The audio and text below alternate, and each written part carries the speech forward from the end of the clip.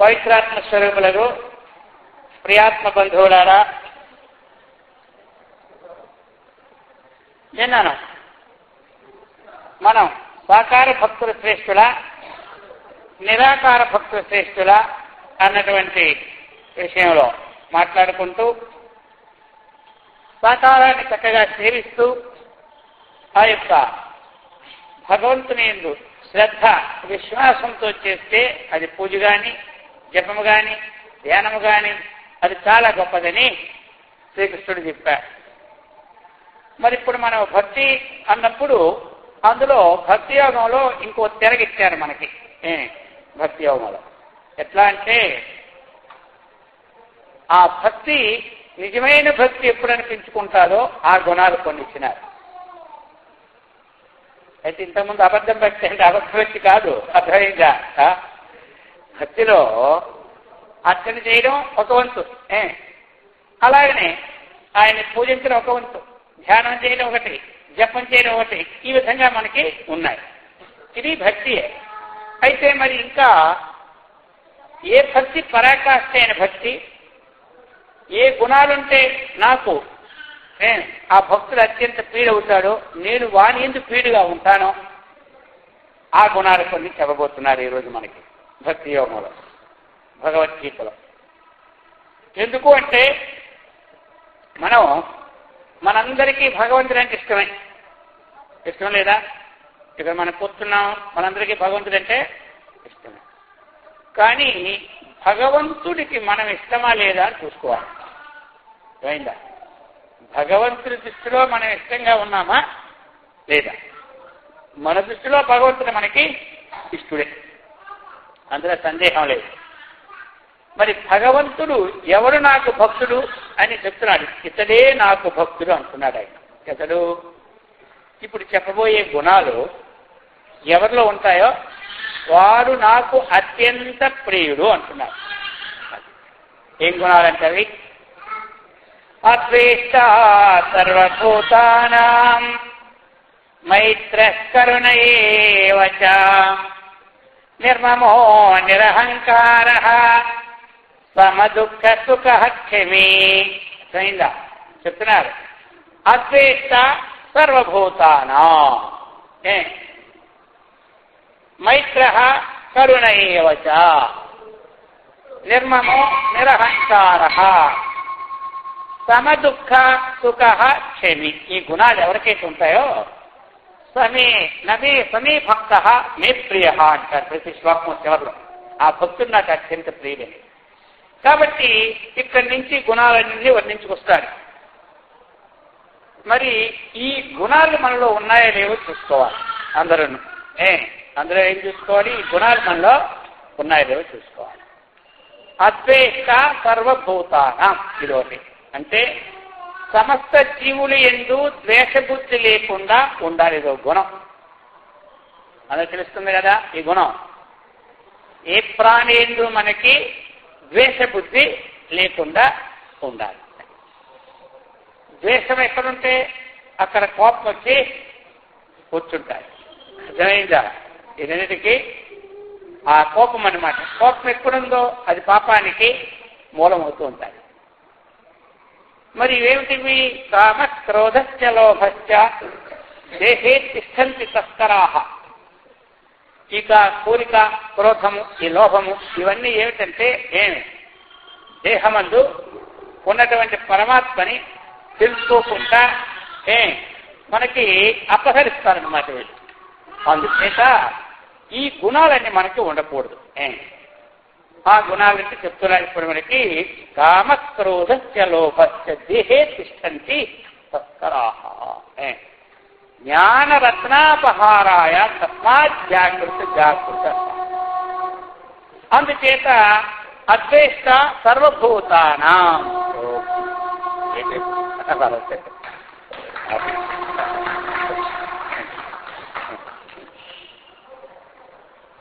అద్వేష్ట సర్వభూతానాం అది. కాబట్టి ద్వేషం అనేది ఎప్పుడు వస్తుందో చెప్పండి. మనకి ఇతరులు ఏంటో ద్వేషం అంటే ఎప్పుడు వస్తుంది? ఏ సమయంలో వస్తుంది? అందరికీ ఒక్కోసారి మనకు వస్తుంది కదా ద్వేషం ఒక రేంజ్. అది ఎందుకు వస్తుంది అది మనం విచారించుకోవాలి. ఇప్పుడు అనుకూలంగా మనకి ఎవరైనా ఉన్నారనుకోండి, మనం చెప్పిన పనుల్లో చేస్తున్నారు, మనం కూర్చోమంటే కూర్చుంటున్నారు, లేవమంటే లేస్తున్నారు, పాత్ర తోవమంటే తోగుతూ ఉన్నారు, రమ్మంటే వస్తున్నారు, పొమ్మంటే పోతున్నారు. ఇప్పుడు దేశం ఉంటుందా మనకి? వస్తుందా? ఇప్పుడు ఏమి మనకి దేశమే ఉండదు, దేశమే ఉండదు. అందుకని చెప్పారు మనకి సుఖానుసయి రాగ దుఃఖానుసయి ద్వేష అన్నారు. దుఃఖాన్ని అనుసరించుకొని ద్వేషం వస్తుంది అనమాట. మనకి చాలా కష్టమైంది అనుకోండి పని, ఏదైనా పని, అప్పుడు మనకేమొస్తుంది? ద్వేషం వస్తుంటారు. మనం చెప్పిన పని వారు చేయలేదు అనుకోండి, ఇప్పుడు ఏమొస్తుంది? మనకి ద్వేషం వస్తుంది. మనం కాస్త ఉపకారం ఇతరులకు చేశాం, ఆ ఉపకారం అనేది మళ్ళీ మనకేదో పని పడింది, ఇప్పుడు ఆ పని చెప్పినప్పుడు ఆయన చేయలే, ఇప్పుడు ఆయన ఆ మనిషి కింద మనకేం పుడుతుంది? ద్వేషం పుడుతూ ఉంటుంది. అర్థమైందా? ఎప్పుడో మనం చేసాం మేలు, అప్పుడు మనకు అవసరం వచ్చినప్పుడు ఆయన చేయలే, ఇప్పుడు ఏమంటాం? నీకన్నా కుక్క చాలా బాగుంటుంది, కుక్క కింద పట్టెడు అన్నం వేస్తే ఎప్పుడు విశ్వాసం నా దగ్గర చచ్చిపడి ఉంటుంది, నీకు ఎంత మేలు చేసినా సరే నీ వల్ల ఏమీ లాభం లేదు, ఇప్పుడు ఆయన వచ్చింది మనకి ద్వేషం. ఇలాగా ప్రతికూలతయా వేదనీయం దుఃఖం, అనుకూలతయా వేదనీయం సుఖం, సుఖానుసయి రాగ దుఃఖానుసయి ద్వేష అన్నారు. దుఃఖాన్ని అనుసరించుకుని వచ్చిందే ద్వేషం. అందుకని మనకి ఎప్పుడు ప్రతికూలమైనప్పుడు ద్వేషం అనేది ఏర్పడుతుంది. ప్రతికూలం ఎప్పుడు అవుతుంది మనకి? అనుకూలం. దీనికి మూలం మనం విచారించుకోవాలి. అందరూ మనకు అనుకూలంగా ఉండాలన్నా, అందరూ మనకు ప్రతికూలంగా ఉండాలన్నా దీనికి మూలం ఏదో మనం విచారించుకోవాలి. ఆ వ్యక్తులు మనకి ప్రతికూలం అనుకూలం కాదు. మనము పూర్వజన్మంలో చేసినటువంటి పుణ్య పాపములు అనుభవానికి వచ్చినప్పుడు, మనం చేసిన పుణ్యము అనుభవానికి వచ్చినప్పుడు అందరూ అనుకూలంగానే ఉంటారు మనకి, ప్రతి వాళ్ళు కూడా. ఎందుకంటే మన పుణ్యం ఇప్పుడు పీరియడ్ వచ్చింది, అందరూ మనకు చెప్పినట్టు వింటుంటారు. ఇంకా మన దగ్గరికి అడుగుతుంటారు, ఏం పని చేయమంటారు చెప్పండి మీరు, మమ్మల్ని ఎప్పుడు వినియోగించుకోరు, మా వల్ల ఏదైనా సహకారం చేస్తాం అంటుంటారు. ఎప్పుడంటారు ఇది? మన యొక్క పుణ్యం అనుభవానికి వస్తున్న సమయంలో. అర్థమైంది కదా? అందరూ మనకి ఉంటారు. అదే ఇప్పుడు ఇంతవరకు మనకు అన్నారు కదా, ఏదైనా పని ఉంటే చెప్పండి, అసలు మమ్మల్ని వినియోగించుకోవడం లేదు మీరు అంటున్నారు కదా. ఈ మనిషే ఒక 6 మాసాలు పోయిన తర్వాత ఏ కారణం లేకుంటేనే ఏం మీకు పనిచేయ నేను పనివాడు అనుకున్నారా, మాటి మీకు పనిచేయ మీకు పనివాడు అనుకున్నారా అని అంటారు. ఏమయ్యా, ఇంతకు పూర్వం అంత బాగా చేసినవిడే ఇప్పుడు ఎలా మారిపోయాడు అని మనకు పట్టుకుంటుంది మనసుకి. ఆయన మారిపోయాడు. ఎందుకు మారిపోయినాడు? మన పాప ఫలము అనుభవానికి వచ్చిందనమాట. మరి మన పాప ఫలం ఎప్పుడైతే అనుభవానికి వచ్చిందో అప్పుడు అందరూ మనకి ఎలా ఉంటారు చెప్పండి? ప్రతికూలంగానే ఉంటారు. అందుకని అది మన పాప ఫలం అనుకూలంగా వచ్చింది కాబట్టి వీరు ప్రతికూలంగా ఉన్నంత మాత్రంలో మనం వీరిని ద్వేషించకూడదు అని మనకు రావాలి. అయింది కదా మనకి. ఎందుకంటే సమస్త జీవుల్లో ఉన్నటువంటి చైతన్యము పరమాత్మ అవునా కాదా? డౌట్ ఉందా? పరమాత్మ అందరి హృదయంలో వెలుగుతున్నటువంటి చైతన్యం పరమాత్మ అవునా కాదా చెప్పండి? పరమాత్మనా? ఇంకేమైనా డౌట్ ఉందా? ఇంకా పరమాత్మ. ఎవరిని ద్వేషించినా మనం ఎవరిని ద్వేషించినట్టు? ఎవరిని? పరమాత్మనే ద్వేషిస్తుంది. పరమాత్మ అంటే ఎవరు? తనే కదా. ఇప్పుడు తనను తానే ద్వేషించుకున్నట్టు అర్థమైంది కదా. ఇప్పుడు తనను తానే ద్వేషించుకోండి, చూశారు కదా. అందుకనే మనకి ఈ ద్వేషం వచ్చేటప్పుడు మనం ఏ విధంగా ఉన్న, అందుకే చెప్పారనమాట, ద్వేషం అన్నటువంటి అద్వేష సర్వభూతానా, ఏ జీవులు ఎందుకు కూడా ద్వేషబుద్ధి లేనివాడు నాకు అత్యంత ప్రియుడు అన్నారు. ఎవరు? కృష్ణుడు. ఆయనకి ప్రియం. మనం అనుకుంటున్నాం బా కృష్ణుడి కాట ఆ సన్నజాజి పూలు ఎంత ప్రియమో, అర్థమైంది కదా. అది పెట్టి మనం పెట్టాము. ఇప్పుడు మనం అనుకున్నాం, అబ్బా కృష్ణుడు నన్ను మెచ్చుకున్నాడు అనుకుంటున్నా. మెచ్చుకోవడం లేదు, నిజంగా మెచ్చుకోవాలంటే ఈ గుణాలు ఉండాలి. ఆయన మెచ్చుకునే అది మెచ్చుకొని ఫలం ఇస్తాడు, ఏం పర్వాలేదు. ఏ పుష్పాలు పెడితే ఏ ఫలం అన్ని రాసే ఉన్నాయి శాస్త్రాల్లో. ఫలాని పుష్పాలు పెడితే ఐశ్వర్యం, ఫలాని పుష్పాలు పెడితే ధనము, ఫలాని పుష్పాలు పెడితే భూములు, ఫలాని పుష్పాలు పెడితే ఇవన్నీ మనకు ఉంటూనే ఉంటాయి. కానీ నిజమైనటువంటి ప్రీతి ఇప్పుడు ఎల్లప్పుడూ ఆయన దృష్టిలో మనం ఉండాలంటే ఈ గుణాలు మనకి ఇప్పుడు ఒక్కసారి ఆయన దృష్టి ఉంటేనే మనకి భోగభాగ్యాలు ఐశ్వర్యాన్ని కలుగుతున్నాయి కదా. ఇంకెల్లప్పుడూ ఆయన దృష్టిలో ఉంటే మనకి ఏం లోటు చెప్పండి. బ్రహ్మాండమైనటువంటి ఇహలోక సుఖములు, పరలోక మోక్ష సుఖం కూడా మనకి వస్తుంది అనమాట ఆయన దృష్టిలో ఉంటే. అందుకు ద్వేషము అన్నటువంటిది ఏమి మనము పెంచుకోకూడదు. అది పెంచుకుంటే ఏమవుతుంది తెలుసా, ఆ వృత్తి లోపట ఉండి ఏ పని మనం చేస్తూ ఉంటున్నా మనం వెంటాడి వెంటాడి వెంటాడి లోపట మనని ఎముకలు కొరికేస్తుంది అనమాట. ఏంటి అది. అందుకని ఆ వృత్తి మళ్ళీ మనకేం చేస్తారు, వచ్చే జన్మకు కూడా మనతోనే వస్తుంది. ఏదైనా ఒక వృత్తి లోపట ఉందనుకోండి, అది ఎప్పుడు తీసుకోవాలి, ఈ జన్మలోనే తీసుకోవాలి. మనకి చెడు వృత్తులు ఏమైనా ఉండేటప్పుడు అవి మనకు తెలుస్తాయి, ఏది చెడు ఏది మంచి. అయినా ఒక అలవాటు పడిపోయాం కాబట్టి అది వదులుకోవడానికి మనసు కాదు. నాకు ఇంకేం చేస్తాం, ఏం వాళ్ళు చేయలేదా, ఆ పక్క వాళ్ళు చేయడం లేదా, అంత పెద్దోడు ఆయనే చేస్తున్నాడు కదా, మళ్ళీ ఇది దానికి తోడనమాట. మనం చేస్తే తప్పేం వచ్చింది అని ఇంకా సాక్ష్యంగా మరి కొన్ని బలాన్ని తెచ్చుకుంటాం. అయిందా? అలా కాకుండా మనకి ఏదైతే అవగుణం ఉందో ఆ గుణం ఈ జన్మలోనే తీసుకోకపోతే ఏమిట్లా నష్టం తెలుసా. ఒక అతను ఉన్నాడు, అతను చాలా తప్పు చేస్తాడు. సరే, ఆయనకు ఒకసారి ఏమైందంటే జైల్లో వేశారు. బాగా పెద్ద తప్పు చేస్తే జైల్లో వేస్తే 12 సంవత్సరాలు జైలు శిక్ష ఇచ్చారు. ఎవరికి? ఆ నేరస్తుడు. ఆ జైల్లో అధికారులు ఏమవుతారంటే 3 సంవత్సరాలకు ఒకసారి మార్చేస్తుంటారు. అధికారి ఎక్కువగా పెద్ద పెద్ద అధికారులు ఎక్కువ ఉంటారు, 2 సంవత్సరాలకి 3 సంవత్సరాలకి ట్రాన్స్ఫర్ చేస్తుంటారు. ఈయన జైల్లో జాయిన్ అయిన తర్వాత ఇంచుమించు చాలా మంది అధికారులు వచ్చినారు. ఒక 4-5 మారిపోయారు. లాస్ట్ ఆయన వచ్చాడు. ఇక జనవరి 5వ తారీఖుని ఈయనకి విడుదల చేయాలి. ఎవరికి? ఈ నేరస్తుడికి. ఆయన జనవరి 4ని జాయిన్ అయినాడు. ఇక ఆయన ఫైల్స్ అన్ని చూసుకొని సరిగ్గా 15 రోజులు పట్టింది. అర్థమైందా? అప్పటికి జనవరి 20వ తారీఖునికి అన్ని సెట్ అయింది. అప్పుడు చూసుకోండి ఎవరు విడుదల చేయాలి. ఆయన చేయాలనుకుంటే ఈయనకి జనవరి 5 విడుదల చేయాలి కదా. 15 రోజులు ఎక్కువైపోయిందా లేదా? ఇప్పుడు వచ్చాడు నేరస్తుల దగ్గరికి వచ్చి అంటున్నాడు, అయ్యా నిన్ను జనవరి 5 నేను ఒక తప్పు చేసేది క్షమించాలి అన్నాడు. ఎవరన్నారు? ఆఫీసులో. ఈ నేరస్తుల దగ్గరికి వచ్చి నేను ఒక తప్పు చేసేది క్షమించాలన్నాడు. అయితే నువ్వు కూడా తప్పులు నేర్చుకున్నావా? నేను తప్పులు చేసే జైలుకి వచ్చినాను, నువ్వు కూడా తప్పులు నేర్చుకుని ఎదురు అనుకుంటే మరి జైలు బ్రహ్మాండంగా ఉంటుందిలే అన్నాడు. ఎవరో. నేనేమో నువ్వు చేసిన తప్పులు చేయలేదు, మరి ఏం చేశాను మీరు తప్పు? నీకు జనవరి 5కి ఈ జైలు నుండి బయటకు విడిచిపెట్టాలి. అయితే నేను మర్చిపోయి నాకు ఇవన్నీ లెక్కలు చూసుకోవడం లేట్ అయిపోయింది. ఈవేళ ఫైల్ ఓపెన్ చేశాను, నీకు విడిపించడంలో 15 రోజులు లేట్ అయిపోయింది, నన్ను క్షమించాలి అందుకోసం అన్నాడు. ఇందుకోసమేనా? ఇది ఒక పెద్ద పనే. నేను మళ్ళీ జైలుకి వస్తాను కదా, అప్పుడు ఈ 15 రోజులు తగ్గించుకోండి అన్నాడు. చెప్పింది ఏంటంటే మళ్ళీ నేను జైలుకి వస్తాను కదా, ఆ వచ్చేటప్పుడు ఈ 15 రోజులు తగ్గించుకోండి, ఏం పెద్ద పొరపాటు లేదంటాడు. అంటే 12 సంవత్సరాలు అందులో ఉన్నా ఇంకా నేను ఏమి తప్పులు చేస్తాననే వాసన మాత్రం అర్థమైందా?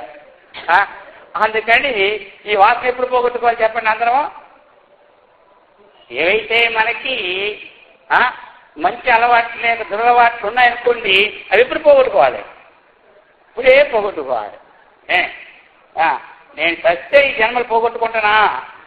మీరు చెప్తే పోగొట్టుకుంటాను అంటారు కొంతమంది. చచ్చినాకే పోగొట్టుకోండి, మళ్ళీ అదే వాసనతో మనం వస్తాం. ఇంకా ఈ వాసన ఇంకో ఉదాహరణ చెప్తాను మీకు గట్టిపడడానికి.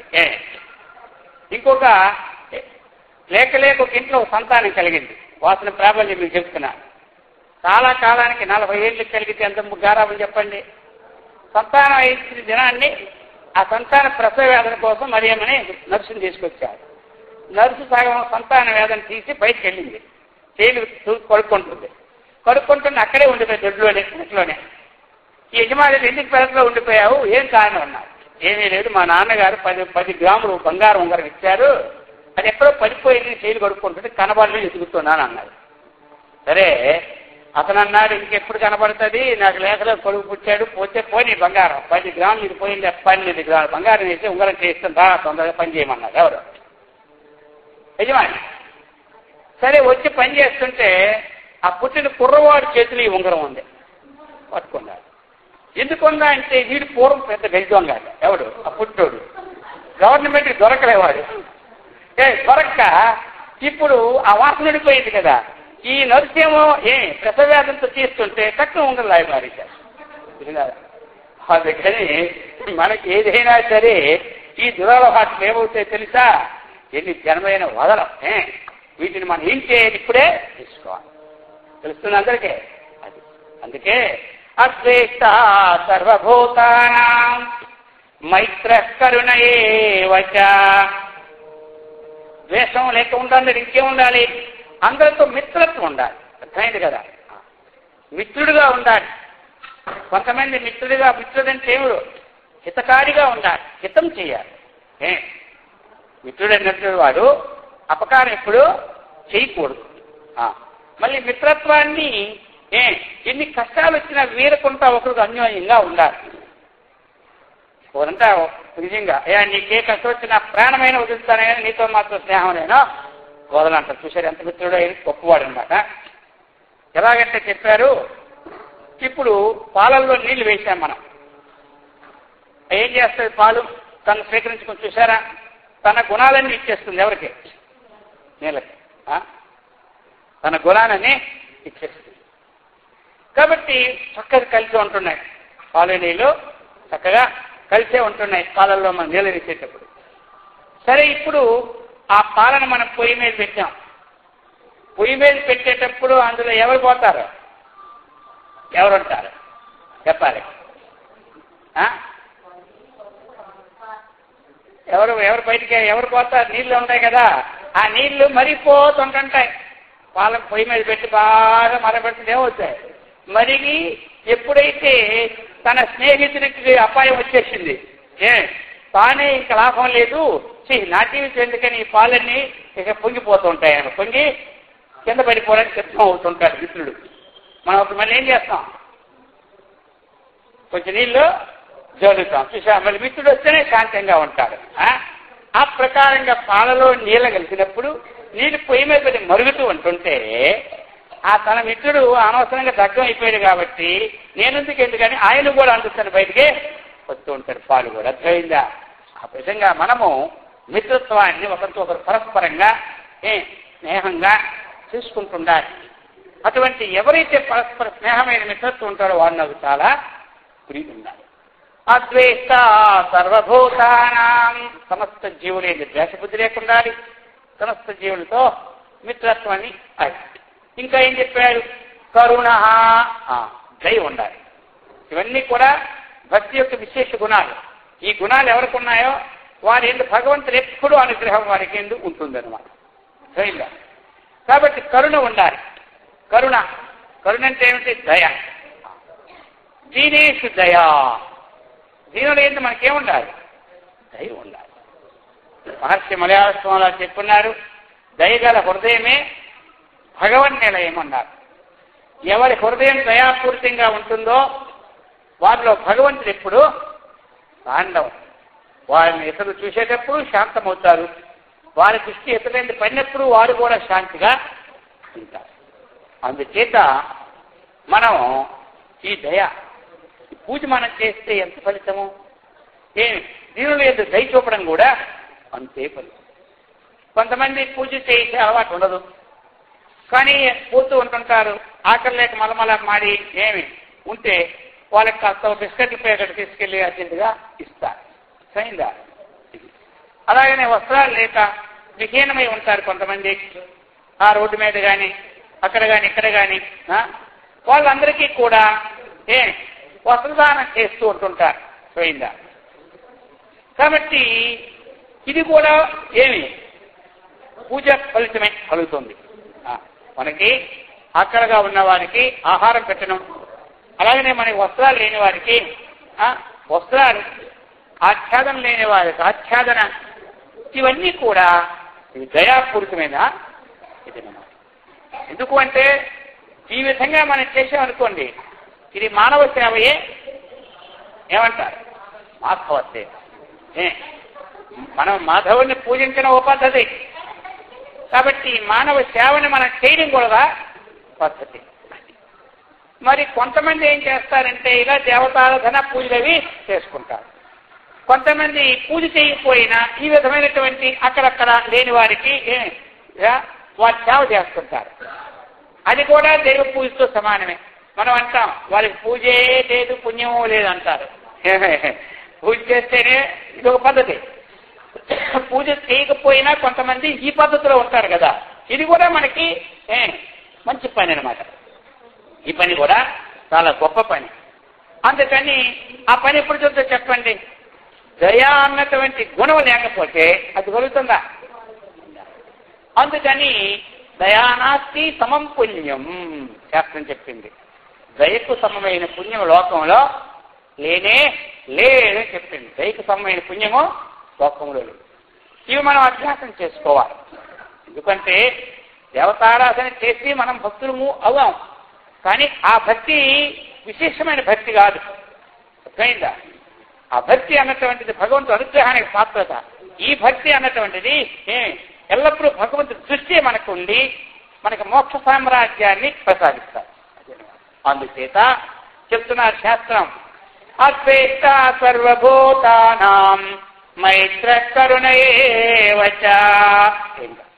ఇంకో గుణం చెప్తున్నారు ఇప్పుడు, నిర్మమో నిరహంకార.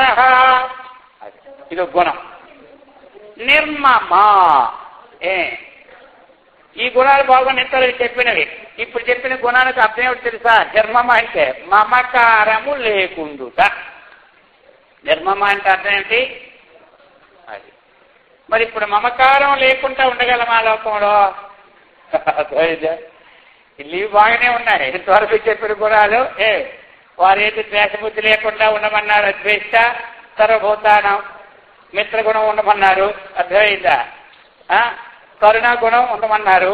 ఈ విధంగా కానీ ఇప్పుడు ఈ గుణం అలాగా మమకారం లేకుండా ఉండుట, ఇది అందరికీ సాధ్యమా? అసాధ్యం. చెప్పాలి. ఇప్పుడు ప్రశ్న, గుణాలు చెప్పుకుంటున్నాం కదా, వింటున్నారు కదా, ప్రతి సంవత్సరం కొంచెం గట్టిపడుతున్నారు కదా. కాబట్టి మమకారము, మమ అంటే ఏమిటి?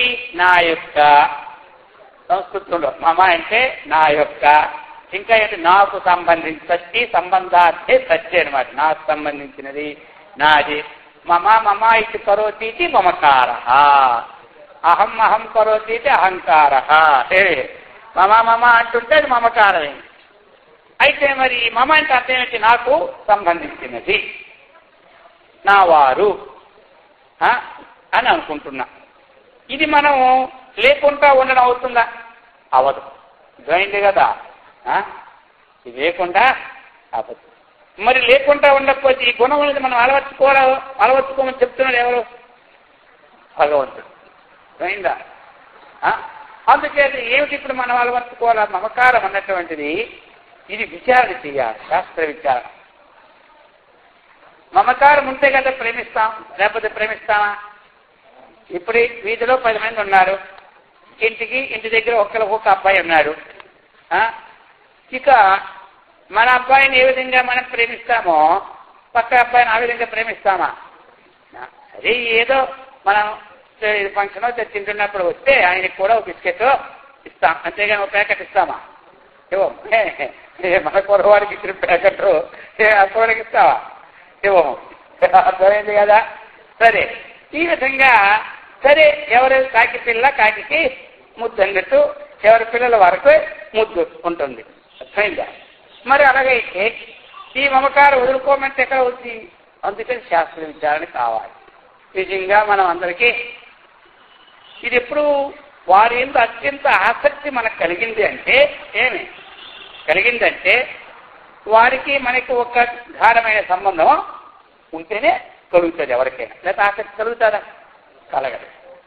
అయితే మరి మమకారం ఇక్కడ విడిచిపెట్టమంటే ఇది గృహస్థాశ్రమంలో తగునా తగదా అంటే పూర్తిగా విడిచిపెట్టడం ఇక్కడ ప్రశ్న చేస్తే గృహస్థ జీవితమే నడవదు. అర్థమైంది కదా? మరి ఎట్లా విచారణ చేయాలి? ఏ విచారణ చేయాలి అంటే నిజంగా మనం ఎవరిని ప్రేమిస్తున్నాము అన్నది విచారణ చేయాలి. అందరూ ఏ విచారణ చేయాలి? నిజంగా మనం ప్రేమిస్తున్నాం. ఒక కుర్రవాడిని కానీ, భార్య భర్తను కానీ, తండ్రి కొడుకుని కానీ, కొడుకు తండ్రిని కానీ, భర్త భార్యని కానీ, పుత్రులను మనం కానీ, లేదా మన మీద మనల్ని పుత్రులు కానీ ప్రేమిస్తూ ఉంటుంటే మరి ఈ మమాభిమానమైన ప్రేమ వాస్తవమా అవాస్తవమా అని విచారించాలి. ఇప్పుడు చెప్పింది అర్థం అవుతుందా అందరికీ? తండ్రి కొడుకుని ప్రేమిస్తున్నాడు, కొడుకు తండ్రిని ప్రేమిస్తున్నాడు, భార్య భర్తను ప్రేమిస్తున్నారు, భర్త భార్యని ప్రేమిస్తున్నారు. మరి ఈ ప్రేమ అన్నటువంటిది వాస్తవమా అవాస్తవమా? వాస్తవం అంటే ఏం పదం అర్థం? నిజమా అబద్ధమా? ఇప్పుడు అర్థమైంది అందరికీ? వాస్తవం అంటే కొంతమందికి పదం అర్థం కాదేమో. ఈ ప్రేమ నిజమా అబద్ధమా? మీరు అనొచ్చు, స్వామి అబద్ధం, ఈ ప్రేమ నిజమే కానీ అబద్ధం ఉంటుందా అంటారు కొంతమంది. అర్థమైందా? ప్రేమ నిజమే కానీ అబద్ధం ఉందని అంటారు. సరే, నిజం అనుకుందాం, పోయి నిజమే అనుకుందాం. నిజంగా మన యొక్క అభిమానం ఎవరి ఉంది ఇప్పుడు చూసుకోవాలి. ఏదైతే ఈ శరీరం ఆకారం ఉందో, ఈ ఆకారాన్ని చూసి కదా మనం ప్రేమిస్తున్నాం, అంతేనా? ఒక ఆకారాన్ని మనం శరీర ఆకారాన్ని ప్రేమిస్తూ ఉన్నాం. మరి ఈ ప్రేమ వాస్తవమా కాదని నేను ప్రశ్న వేశాను మీకు. ఇప్పుడు ఈ ప్రేమ వాస్తవమా కాదు? సరే, ఇది సత్యమా అసత్యం అంటే ఇప్పుడు మీరు అందరూ ఏమంటారు? సత్యం అంటారు, అసత్యం అంటారు? మీరు చెప్పండి. ఇప్పుడు చెప్పండి, మీరు నిజంగా ప్రేమిస్తున్నారా? నిజంగా చెప్పండి. పోనీ కాసేపు మనం ఎట్లంటే మార్చుకోవచ్చు, మనకేం పర్వాలేదా? కాబట్టి సరే, నిజంగా ప్రేమిస్తున్నాను అంటున్నారా? ఇప్పుడు నిజంగా ప్రేమిస్తాను, సత్యాన్ని నేను కూడా ఒప్పేసుకున్నా. అందులో ఏం తేడా లేదు. ఇప్పుడు మనం విచారణ దిగుదాం. ఏదో పక్కికి వచ్చిందో దిగాలి కదా, ఏమంటారు? సరే, ఇప్పుడు మనం నిజంగా ప్రేమిస్తున్నాం. అయితే మరి ఎవరినైతే మనం నిజంగా ప్రేమిస్తూ ఉన్నామో ఈ ప్రేమకు ఆస్పదమైన వస్తువు ఎల్లప్పుడూ ఉంటారా? ఇప్పుడు ఒక 60 ఏళ్ళు కానీ 70 ఏళ్ళు కానీ 100 ఏళ్ళ నాడైనా ఈ శరీరం ఉంటుందా పోతుందా? చెప్పాలి అందరూ. ఉంటుందా పోతుందా? పోతుందని గ్యారంటీ ఉందా లేదా? పోతుందని గ్యారంటీ. లోకంలో దేనికి గ్యారంటీ లేదు, కానీ ఈ శరీరం పోవడానికి మాత్రం గ్యారంటీ. ఎప్పుడైనా పోతుంది. ఇది ఏమంటారు? ఇది జాతస్థ ధ్రువో మృత్యు ధ్రువం జన్మ మృతస్థ. పుట్టిన వారికి మరణం అనేది నిశ్చయం. ఆ నిశ్చయం అన్నటువంటిది కొంతమంది మన పూర్వజన్మ యొక్క పుణ్యవశాత్తు 100 సంవత్సరాలు కావచ్చు, 50 సంవత్సరాలు కావచ్చు, అది మన చేతిలో లేదు. మొత్తం మీద పోవడం అనేది గ్యారంటీ కదా, దీనికి అందరూ ఒప్పుకోవాల్సిందే. అది సరే పోతుంది.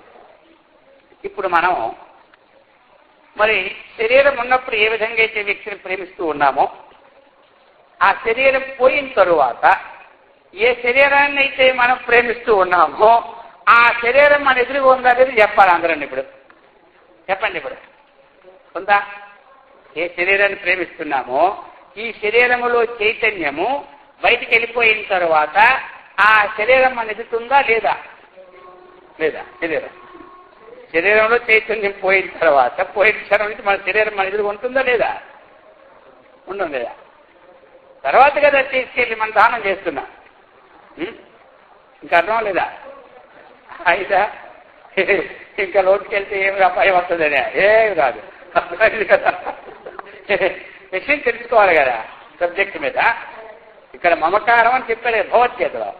అది ఇప్పుడు శరీరం మనకు ఉంది కదా, శరీరంలో చైతన్యం ఎవరినైతే మనం ఎక్కువ ప్రేమిస్తున్నామో సరే వారికి ఒక ఆయుష్ వచ్చిన తర్వాత పోతారు. పోయిన తరువాత శరీరం మన ఎదురుగా ఉంది కదా.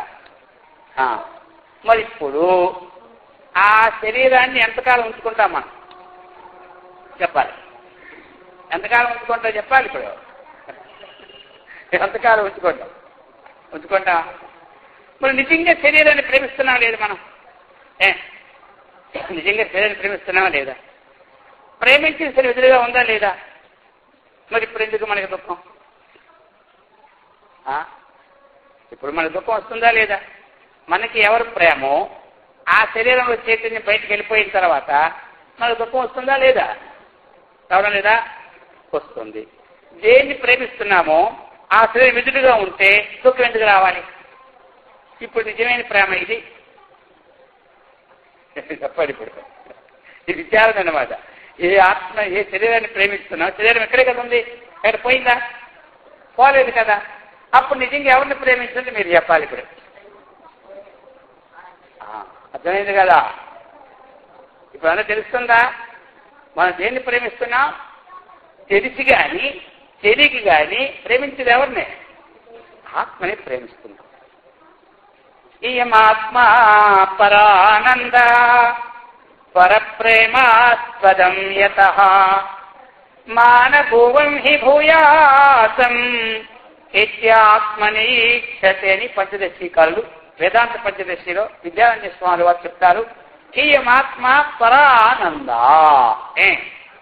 మనం అందరం కూడా ఆనందానికి ఆస్పదం ఏమిటంటే ఇయమాత్మ, ఇది పరానంద. మనం ప్రేమకిన్ని ఆనందానికి ఆస్పదం ఆశ్రయం ఏమిటంటే ఆత్మ. అయింది కదా. మనం ఎవరిని ప్రేమిస్తున్నామో ఆత్మనే ప్రేమిస్తున్నాం. ఇక్కడ మమకారం అంటే ఏమిటి? కేవలము శరీరాన్నే నేను ప్రేమిస్తున్నాను అన్నటువంటి మమకారాన్ని వదులుకోమన్నారు. అర్థమైందా? కాబట్టి శరీరాన్నే మనం ఉంచుకున్నాం అనుకోండి, 10 రోజులు శరీరం ఉంచుకున్నాం అనుకోండి, మనం పక్క వాళ్ళు ఏమంటారు? మీరు ఇక్కడే ఇలా ఉంచుకుంటే మేము వంట చేసుకొని తినాలా వద్దా అంటారు. అర్థమైందా? కాబట్టి ఆ శరీరం 10 రోజులు ఉంచుకుంటూ ఉంటుందా? అదంతా కుళ్ళి ఏమవుతుంది? వాసన వచ్చి నశించిపోతుంది. ఎప్పుడైతే ఇందులో ఉన్న పరమాత్మ శక్తి బయటికి పోయిందో, అర్థమైందా? పోయిందో దీనికి విలువ పోతుంది. అందుకు నిజంగా మనం ప్రేమించేది పరమాత్మనే ప్రేమిస్తూ ఉన్నాం. అందరూ తెలుస్తుందా ఎవరిని ప్రేమిస్తున్నామంటే? ఇది ఆత్మ విచారణతో మనం ఎప్పుడైతే ఉన్నామో అప్పుడు మనకి లాభం చేకూరుతుంది. దేన్ని ప్రేమిస్తూ ఉన్నామో దానికి ఎప్పుడు చావు లేదు. అర్థమైందా? నీటిలో బుడగ అనేది పుడుతూ ఉంటుంది. మళ్ళీ ఆ బుడగ ఏమవుతుంది? ఎంతకాలం ఉంటుంది? ఒక క్షణంలో పోతుంటారు. అందుకే మనకు చెప్పారు ఈ శరీరం ఎలాంటిది? నీటి బుడగ వంటిది అంటారు. అర్థమైంది కదా? కానీ నీటి బుడగ నశించిన అది నీటి నుంచే పుడుతుంది. నీటి కంటే భిన్నం అది కాదు. అర్థమైందా? నీటి నుంచే పుడుతుంది, నీటి కంటే భిన్నము కాదు. ఆ విధంగా ఈ శరీరము కూడా పరమాత్మ నుంచే పుడుతుంది, పరమాత్మ కంటే భిన్నము కాదు. అందుకు మనం ఎవరిని ప్రేమిస్తున్నాము? నిజంగా ఆత్మనే ప్రేమిస్తూ ఉన్నాం. ఈ ఆత్మను మనం ప్రేమిస్తున్నాం అనుకుంటే మనకి జ్ఞానం కలిగినట్టు. శరీరాన్ని ప్రేమిస్తున్నాం అనుకుంటే అజ్ఞానం కలిగినట్టు. చూసారు ఇక్కడ? జ్ఞానం కలిగితే మోక్షం, అజ్ఞానం కలిగితే బంధం. అందరికీ అర్థమవుతుందా? జ్ఞానాదేవతో కైవల్యం. ఒక్క జ్ఞానం వల్లనే మనకి మోక్షము కలుగుతుంది. అజ్ఞానం వల్ల ఏం కలుగుతుంది? బంధం కలుగుతుంది. ఇక్కడ ప్రేమించొద్దని చెప్పలేదు. ప్రేమకు మనం ఆస్పదం ఏంటన్నది నిత్య విచారణ మనం చేసుకుంటున్నారు. అందుకనే ప్రతి వారు కూడా ఎన్ని పనులు ఉంటున్నా ఒక వచనం చదువుకుంటుండాలి. మీరు భగవద్గీతలో వచ్చిన ఒక తాత్పర్యం, అలాగనే భాగవతంలో వచ్చినము, ఇవి చదువుతూ ఉంటుంటే మనకి విజ్ఞానం అనేది ఉత్పత్తి అవుతుంది అన్నమాట. అది మానవ జన్మంలో ఎందుకు గొప్పది అంటే ఈ జ్ఞాన సంపాదన ఉండబట్టే మానవ జన్మ గొప్పదైంది. ఆహార నిద్ర భయమైతునాని సామాన్యమేతత్ పశుభిర్నరాణాం జ్ఞానం హితేషాం అదితో విశేష జ్ఞానేన హీనః పశుభిః సమానః. అయిందా? ఇప్పుడు ఆహారంలో నిద్రలో ఆహారము, నిద్ర, భయం ఇవి అందరికీ ఉన్నాయి. పశుపక్షాదులకి ఉన్నాయి, మనకి ఉన్నాయి. ఇప్పుడు ఆకలి వేస్తే పశుపక్షాదులు కూడా తింటున్నాయా లేవు చెప్పండి? తింటున్నాయా లేవా? తెల్లవారు లేచి చీకటిని మనకన్నా ముందు అవే లేస్తాయి. ఎవరు అవి లేచి మనకు లేస్తాయి. అర్థమైందా? ఎన్ని గంటలు లేస్తాయండి? కోళ్ళు ఎన్ని గంటలకి తెలుసు కదా? ఒకరో కో అని ఎన్ని గంటలకు అంటుంది? 3-4 అంటారు. అప్పటికీ లేవం మనం. తర్వాత కాకులు వస్తాయి, అవి లేపుతూ ఉంటుంటాయి. తర్వాత రామచిలుకలు వస్తూ ఉంటుంటాయి, అవి లేపుతూ ఉంటుంటాయి. అప్పటికి మనం మెల్లగా లేస్తుంటాం. అర్థమైందా? మొత్తం మీద మనకు అవన్నీ ఏం చేస్తాయి? లేపుతూ ఉంటున్నాయి అన్నమాట. అవి లేపినప్పుడు ఏ భాషలో లేపుతున్నాయి తెలుసా మనకందరికీ? అదే భాషలో కుక్కరు కో అంటాదట. అంటే అది చీకట్లో చెబుతాదట. దాని భావం కొంతమంది వ్యక్తం చేశారు. ఉన్నవాడు ఒక్కడే, మీరు ఏదో భ్రమలు పడుతున్నారు కానీ అంతటా నిండినవాడు ఒక్కడే అని చెబుతుందట. ఏమిటి ఏం చెబుతుంది? తెల్లవారికి కోరి చెప్తుంటారు. అందరిలో ఉన్న దేవుడు ఒక్కడే అని భావ మార్గానికి. సరే, మనం అప్పటికి లేస్తామా? లేవు. ఇక అవి వస్తాయి. ఏవి? కాకులు. అవి వచ్చి చెబుతుంటాయి, కావు కావు కావు నడుస్తాయి. అంటే ఏమిటి?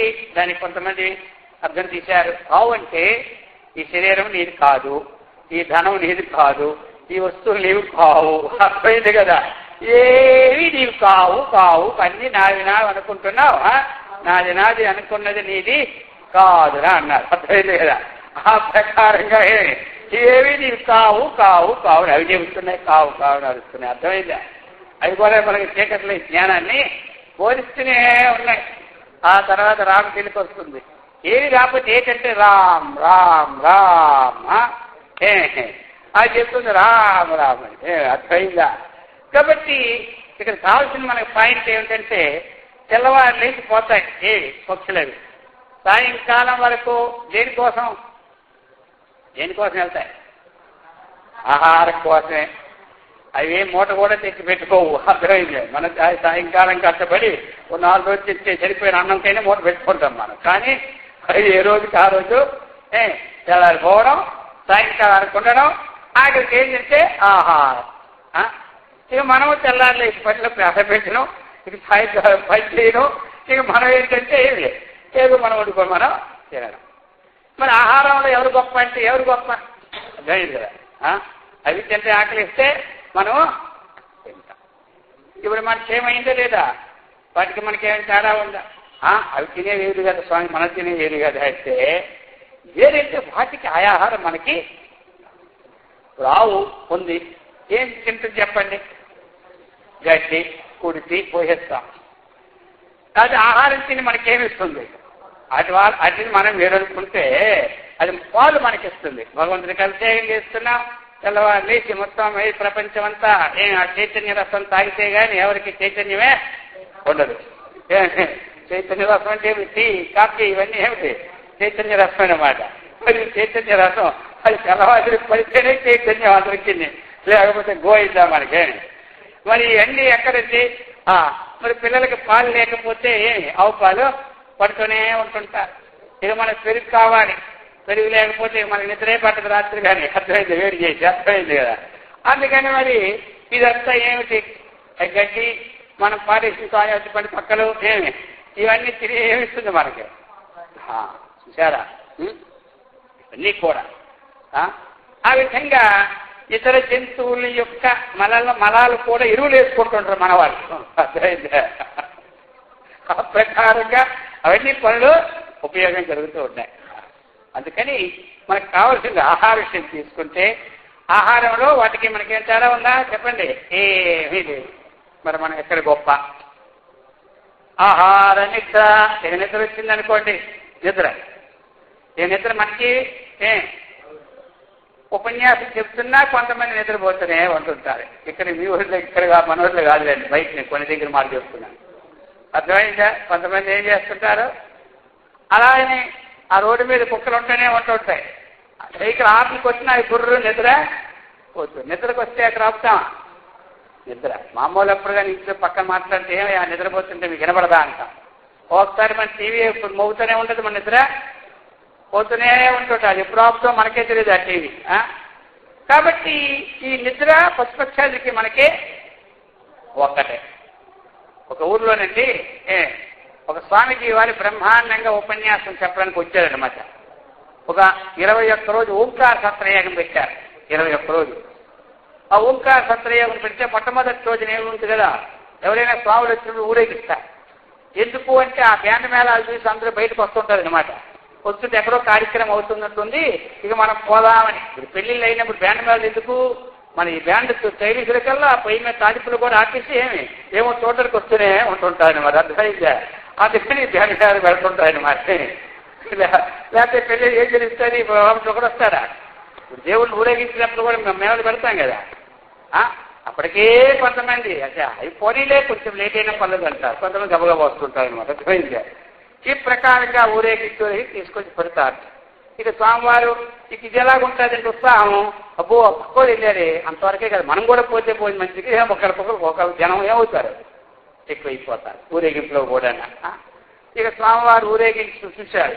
ఊరు చిన్నదైనా ఎంతమంది జనం ఉన్నారబ్బా, 300 మంది కూర్చున్నారు. ఆ రోజు వచ్చారు, మొదటి రోజు కదా. వచ్చి కాసేపు స్వామివారు ఊరేగించి 10 నిమిషాలు చెప్పి రేపటి నుంచి ప్రారంభిద్దాం పూర్తిగా చెప్పారు. 300 మంది స్వామివారి సంతోషం అయిపోయింది. అర్థమైందా? అబ్బా ఎంతమంది జనం అని. సరే మన్నాడు ఉపన్యాసం ప్రారంభించినారు. అర్థమైందా? ఇక ఉపన్యాసం ప్రారంభించారు. ఇక దినానికి ఏమైపోయిందంటే అది ఒక వారం అయ్యేసరికండి ఒక 150 మంది తగ్గిపోయినారు. ఇంకొక వారం అయ్యేసరికల్లా ఇక 9 మంది మిగిలినారు. స్వామివారు అనుకున్నారు, ఏమిటి ఇలా పలసపడిపోతుంది మన వ్యాపారం, మరి ఏమి నేను చెప్పిన ఉపన్యాసాలు పట్టడం లేదు, లేకపోతే నేను నచ్చలేదు అని అనుకుంటున్న స్వామివారు. ఈ 9 మంది మొదటి నుంచి వస్తున్నారు, ఎప్పుడు ఫస్ట్ నుండి కూడా నేను మాత్రం. ఇక ఆ 9 మంది మాత్రం లాస్ట్ వరకు ఉన్నారు. 21 రోజు సన్మానం స్వామివారికి చేయడానికి చూస్తే ముందు కమిటీ వారిని అడిగారు స్వామివారికి కమిటీ వారు రేపు ఏమిటి కార్యక్రమం ఉన్నారు. రేపు ఏమిటంటే ఒక 9 మంది మిగిలినారు మనకి, ఈ 9 మందికి 9 మాలలు వెయ్యాలయ్యా అన్నారు. ఎవరు? స్వామివారు. ఇదేమిటండి స్వామివారికి ఒక మాల వేస్తాం కానీ ఉత్సవాలందరికీ మాకు మా పని అన్నారు. ఎవరు? కమిటీ వారు. ఆయన అంటారు, ఈ 9 మందే లేకపోతే మీరేమో కమిటీ వారు, మీ పనుల్లో మీరుంటారు, మీరు ఉపన్యాసాలు కూర్చోరు. అర్థమైందా? ఏమో ఈ 9 మందే లేకపోతే నేను ఎవరికి ఉపన్యాసం చెప్పేది? మీ పేరు మా పేరు కాపాడే 9 మందే కదా లాస్ట్కి. ఇక ఈ మాట పర్లేదా బాబు, ఇక్కడ మాల ఇకపోతే ఎక్కడెక్కడ ఉపన్యాసం ఏంటో చెప్తూనే ఉంటాడు పలాని వాళ్ళు, మాల కూడా లేదని. ఎందుకు అయితే ఆ 9 మందికి చీప్ క్వాలిటీ తెస్తే మీకు మాత్రం ఏంటి మంచి క్వాలిటీ తెస్తా ఉంటారు. సరే అలాగే మరి ఏదో క్వాలిటీ చెప్పన్నారు. మొత్తం మీద 9 మందికి ఓ 9 మాలు తెచ్చినాడు. అర్థమైందా? ఇక మరి మొదటి చెప్పేసాడు, ఎవరి స్వామివారి పాపం వస్తుందేమనేసి అదేమి ఏ క్వాలిటీ పర్లేదన్నారు. సరే అందులో ఉన్నాడు రామన్నని పెద్దవాడు. వీళ్ళు నేర్రేవుడు అన్నాడు. నేనన్నాడు వాడు రాయలేదన్నాడు. రామన్న ఇలా అన్నారు. వచ్చారు. రామన్న ఇదిగో నీకు ఈ మాల మాత్రం వేయాలనుకున్నాను అన్నాడు. అంటే స్వామి నాకెందుకు ఈ మాల అన్నాడు. అయ్యో నువ్వు లీడరు కదయ్యా, నీ ముందే 9 మంది వచ్చారు కదయ్యా, హాస్పిటల్ మొట్టమొదటి నీకు ముందు సన్మానం అన్నాడు. స్వామి ఈ సన్మానం చేసుకోవడం నేను యోగ్యుని అయోగ్యుని ఒక్కసారి నేను చెప్పిన మాట విని తర్వాత నేను యోగ్యుని అనుకుంటే ఈ మాల వేయండి అన్నారు. సరే ఏమిటి అంతపాటి మాట అంటున్నా ఏమిటి? నా లిస్టులో ఈ 21 రోజు విని తరించినటువంటి వారు మీ 9 మంది. సాక్షాత్తుగా మోక్షాన్ని సంపాదించిన వారు ఈ ఊర్లో మీ 9 మంది. మీకంటే అక్కడికి నాకు కనబడలేదు. ఎందుకంటే రావడం ముందే వచ్చేవారు, పోవడం కూడా అందరూ పోయినాకే మీరు వెళ్ళేవారు. ఎంత శ్రద్ధ లేకపోతే మీరు ఒకసారి చెప్పన్నారు. ఉండండి మా కథ ఏమిటో చెప్తాను. ఏం కథ మీకు అన్నారు. మేము 9 మంది ఇప్పుడు 3 ఏళ్ల బట్టి చస్తూ ఉన్నాం. ఏమిటి వస్తుంది? ఇద్దరు పక్కకి చస్తూ ఉన్నాం. అర్థమైంది? ఒక్కొక్కరు సంవత్సరానికి 10,000 రూపాయలు మాత్రం మిగిలినా నిద్రే లేదు. మీరు 9 మంది ఇలాగే మీటింగ్ వస్తుంటే ఒక ఆయన చెప్పారు, ఎందుకురా ఇక్కడ కూర్చుంటారు ఇలాగా, ఆ స్వామి ఉపన్యాసం అక్కడికైనా పోకూడదా అన్నారు. ఆయన ఏ ముహూర్తాన్ని చెప్పినారు, మీరు ఏ ముహూర్తాన్ని పెట్టినారో స్వామి. ఆ మొదటి రోజు ఇచ్చినప్పుడు మీరు మొట్టమొదటి 3 సార్లు ఓం అంటారు కదా, ఆ ఓం అనేటప్పుడు మాకు బ్రహ్మాండంగా నిద్ర వచ్చేది. ఇక అందులో ఉండిపోయేవాళ్ళం. మళ్ళీ మీరు చివరి ఓం అంటారు కదా, అప్పుడే తిరిగి వచ్చేది. స్వామివారి దయతో ఈ 21 రోజు బ్రహ్మాండంగా నిద్రపోయినా అన్నారు. ఓ దుంపాదేగా మీరే ఏదో బాగుపడ్డారు అనుకుంటే మీరు కూడా ఒక్క మొక్క కూడా వెళ్ళలేదు. అయ్యో రామ రామ అనుకున్నారు ఎవరు. ఇప్పుడు వాళ్ళు ఏమో రిక్వెస్ట్ చేస్తున్నారు, స్వామీజీ ఇంకొక 21 రోజులు మీరు ఇచ్చారంటే అదైతే ఈ ఉపన్యాసాన్ని ఇంకొక 21 రోజులు పెంచారు, మా జీవితం ధన్యమైపోతుంది అంటున్నారు. జరిగి ధన్యం నిద్రపోవడానికి అర్థమైందా ఇది అనమాట. ఈ ప్రకారంగా ఆ నిద్ర వచ్చింది అనుకోండి, మైకాలు మోగుతున్నా నిద్ర మాత్రం అవుతే చెప్పండి. అలాగనే అలసిపోయి పచ్చాలు నిద్రపోతూనే. అందుకని ఆహార నిద్ర భయమైదునాని పచ్చాలి. మనకేమైనా తేడా ఉంది నిద్రలో చెప్పండి? ఉందా? ఏమీ లేదు. ఆహారంలో ఉందా? ఏమీ లేదు. ఇక భయంలో కూడా మనకే వాటికి సమానమే. ఒక ఆవు ఉందనుకోండి, ఒక కర్ర పట్టుకొని వెళ్ళామనుకో దానికి తెలుసు, అంతపడి జ్ఞానం ఉంటుంది, ఈ కర్రతో నాకు కొడతాడు కాబట్టి నేను వెనక్కి పారిపోవాలని జ్ఞానం వాటికి కూడా ఉంటుంది. ఒక గడ్డి పట్టుకెళ్ళాడు అనుకోండి, ఈ గడ్డి నాకు పెడతాడు, కొంచెం ముందుకు రావడం మంచి పని వస్తాయి లేవా? మరి ఈ జ్ఞానం మనకి ఉంటుంది. అర్థమైందా? ఎవరైనా సరే మంచి మంచి వస్తువులు తీసుకొచ్చానుకోండి, వాటిని చూడాలని మనకి ఇస్తుంటుందా ఉండదా? ఎవడో ఒక కర్ర పట్టుకోండి అనుకోండి, దానికి తననాలు పెట్టి ఎవరు కనపడితే వారికి కర్రతో కొడతాను అనుకోండి ఒకవేళ, అప్పుడు మనం మాత్రం ఊరుకుంటే ఆ గేట్ల ముందే స్వామి తర్వాత ఉపన్యాసం చెప్తుంది కానీ అంటాం. అందుకని ఆ ప్రకారంగా భయంలో కూడా తేడా ఏమీ ఆహార నిద్ర భయం ఇది. అలాగనే ఇక శారీరక సుఖంలో కూడా వాటికి మనకేమి తేడా. మరి దేంట్లో గొప్పవాళ్ళని చెప్పండి మనం. ఒక ఏనుగు ఉంది, ఆ ఏనుగుకి ఒక్కరోజు మనం ఒక అరటిపండు ఇది పెడితే 100 ఏళ్ళైనా మన దగ్గరికి వచ్చేది తొండకి మన బుర్ర మీద పెడతారు. అంత మేధ ఉంది దేనికి. మన 10 ఏళ్ళ తిరిగి ఇచ్చిన వాడు నీకు అప్పుడు ఇచ్చారా, అయితే నా మరిచేపోయినా అండి అంట. అర్థమైంది కదా? అందుకని ఈ పుచ్చుకున్న వాడికి ఇచ్చిన వాడికి చెప్తుంది. మనకేది గుర్తుంటుందంటే ఎప్పుడైనా మనకు ఒక తిట్టారు అనుకోండి, ఆ తిట్టు మాత్రం జీవితాంతం గుర్తుపెట్టుకుంటాం. ఆ రోజు తిట్టావు నీకు ఇంకా సిగ్గులేదని అనిపిస్తున్నావు, 60 ఏళ్ళు అయిపోయి చచ్చిపూర్తి అయిపోయినా ఇది మాత్రం వదలం మనం. అర్థమైంది? ఇవి పెట్టుకుంటాం, అవసరం లేని పెట్టుకుంటాం, అప్పుడు నేను వదిలేస్తూ ఉంటుంటాం. కాబట్టి ఈ ప్రకారంగా ఏనుగుకి ఎంత మేధ ఉందో అంత మేధ మనకి. సింహానికి ఎంత పరాక్రమం చెప్పండి? ఆ పరాక్రమం దగ్గర ఉందా? ఏమీ లేదు. ఒక సింహం వచ్చిందంటే 100 మందిని కూడా గేట్లు బిగించేస్తాం. అర్థమైంది కదా? అది ఎంత దేనిలో గొప్ప. ఒక పాముల పగడెచ్చిందా గోవిందకి పని మన పని. అర్థమైందా? ఎందుకంటే చెమటలు మన కారుతూనే ఉంటుంటాయి. మరి ఈ ప్రకారంగా దేంట్లో వాటికంటే మన గొప్ప ఏమీ లేదు. ఒక నక్కకున్న ఆలోచన ఈనాడు మన చర్చీలకు కూడా ఉండదు. ఆలోచనలో నక్కకి అంత ఆలోచన మన. అర్థమైందా? ఏ విధంగా మనిషిని బుట్టలు వేయాలో దానికి తెలిసేది నక్క.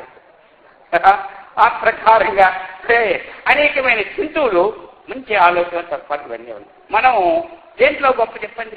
అందుకని ఒక్క వాటికి మనకున్న గొప్ప ఏమిటంటే ఈ ఆత్మజ్ఞానం సంపాదించుకునే యోగ్యత వాటికి నేనెవరినో తెలుసుకున్నట్టు విజ్ఞానం మనకి అది జ్ఞానం హి తేషాం అదికో విశేష జ్ఞానేన హీన పశుభిత్ సమాన అన్నారు. అయిందా? ఆ జ్ఞానం లేకపోతే మనం అందరం దేంతో సమానం అంటే పశువులతో సమానం అట అని ఒక ఆయన ఈ శ్లోకాన్ని అన్నిట్లో ఇచ్చాడు. ఇది నక్క దోషింది. నక్కకు ఆలోచన ఎక్కువ కదా. ఏమిటి పశువులతో సమానం అన్నాడు? పశువులందరినీ అందరూ జంతువులు మీటింగ్ పెట్టింది. మనం ఇలా ఊరుకుంటే అవుతుందా? వెంటనే మనం వెళ్ళి కోర్టులో వేయాలని చెప్పింది. ఎవరు? నక్క. వెంటనే కోర్టుకెళ్ళి ఒక జడ్జి దగ్గర ఇచ్చారు. ఇదిగో పలానా వాడు పశువులతో సమానం అని చెప్పారు మాకు. అయితే నీకు వచ్చే నష్టమా లాభమా చెప్పన్నా. నష్టమా? మరీ నష్టం అన్నారు. ఏమన్నారు? పశువులకి 4 కాళ్ళు ఉంటాయి, మాకు ఎన్ని కాళ్ళు ఉంటాయి చెప్పండి? వాళ్ళకి ఎన్ని కాళ్ళు ఉంటాయి? మానవులకి ఎన్ని కాళ్ళు? మనకి మానవులంటే మనకన్నా భిన్నం అనుకుంటారు. మనకి ఎన్ని కాళ్ళు అంటే అర్థం అవుతుంది. ఎన్ని కాళ్ళు మనకి ఎన్ని కాళ్ళు? 2. పశువులకి ఎన్ని కాళ్ళు? మరి జ్ఞానం లేని వాడు పశువుతో సమానం అన్నాడు కదా. మాకేమో 4 కాళ్ళు ఉన్నాయి, వాళ్ళకి 2 కాళ్ళు ఉన్నాయి, మనతో సమానం ఎలాగైనారు, ఇది మా సమస్య అన్నారు కోర్టులో. అయ్యో ఆ చెప్పిన వాడికి మాత్రం కొంచెం ఏమి జ్ఞానం తగ్గింది. అయితే ఇప్పుడు నేను జడ్జి కదా ఏదో తీర్పిచ్చాడనమాట. అయితే ఈ రోజు నుంచి నేను ద్విపాద పశువు అంటాను, సరిపోయిందా అన్న. అలాగనండి, జ్ఞానము లేనివాడు 2 కాళ్ళ పశువులంటే ఒప్పుకుంటాం కానీ మాతో సమానం అంటే మాత్రం అవి కూడా ఒప్పుకోలేము, మనకి అర్థమైందా. అందుకని మనము మరి మనుషులు మానవులుగా మనం కావాలి అంటే, మరి మాధవులుగా కావాలి అంటే, మానవత్వాన్ని పరిగణింపబడాలంటే మనకి ఏముండాలి? జ్ఞానం ఉండాలి. అర్థమైంది కదా, జ్ఞానం ఉండాలి. ఆ జ్ఞాన సంపాదన మనకు ఉంటేనే మనలో ఆదిక్షత గొప్ప. అది జ్ఞానాన్ని మనం గడించడానికి సంపాదించిన యోగ్యమైన జన్మ ఇది మనకి. ఏమంటారు జన్మ. అందుకే కదా మనం ఈనాటి టెక్నాలజీలో ఎన్ని ఉన్నాయి చెప్పండి. ఇక్కడ చెల్ల పట్టుకున్నామంటే అమెరికాలో 1 నిమిషంలో మాట్లాడుతున్నాం. మరి జ్ఞానమా అజ్ఞానమా? జ్ఞానమే. ఇవన్నీ జ్ఞానాలే. అర్థమైంది కదా.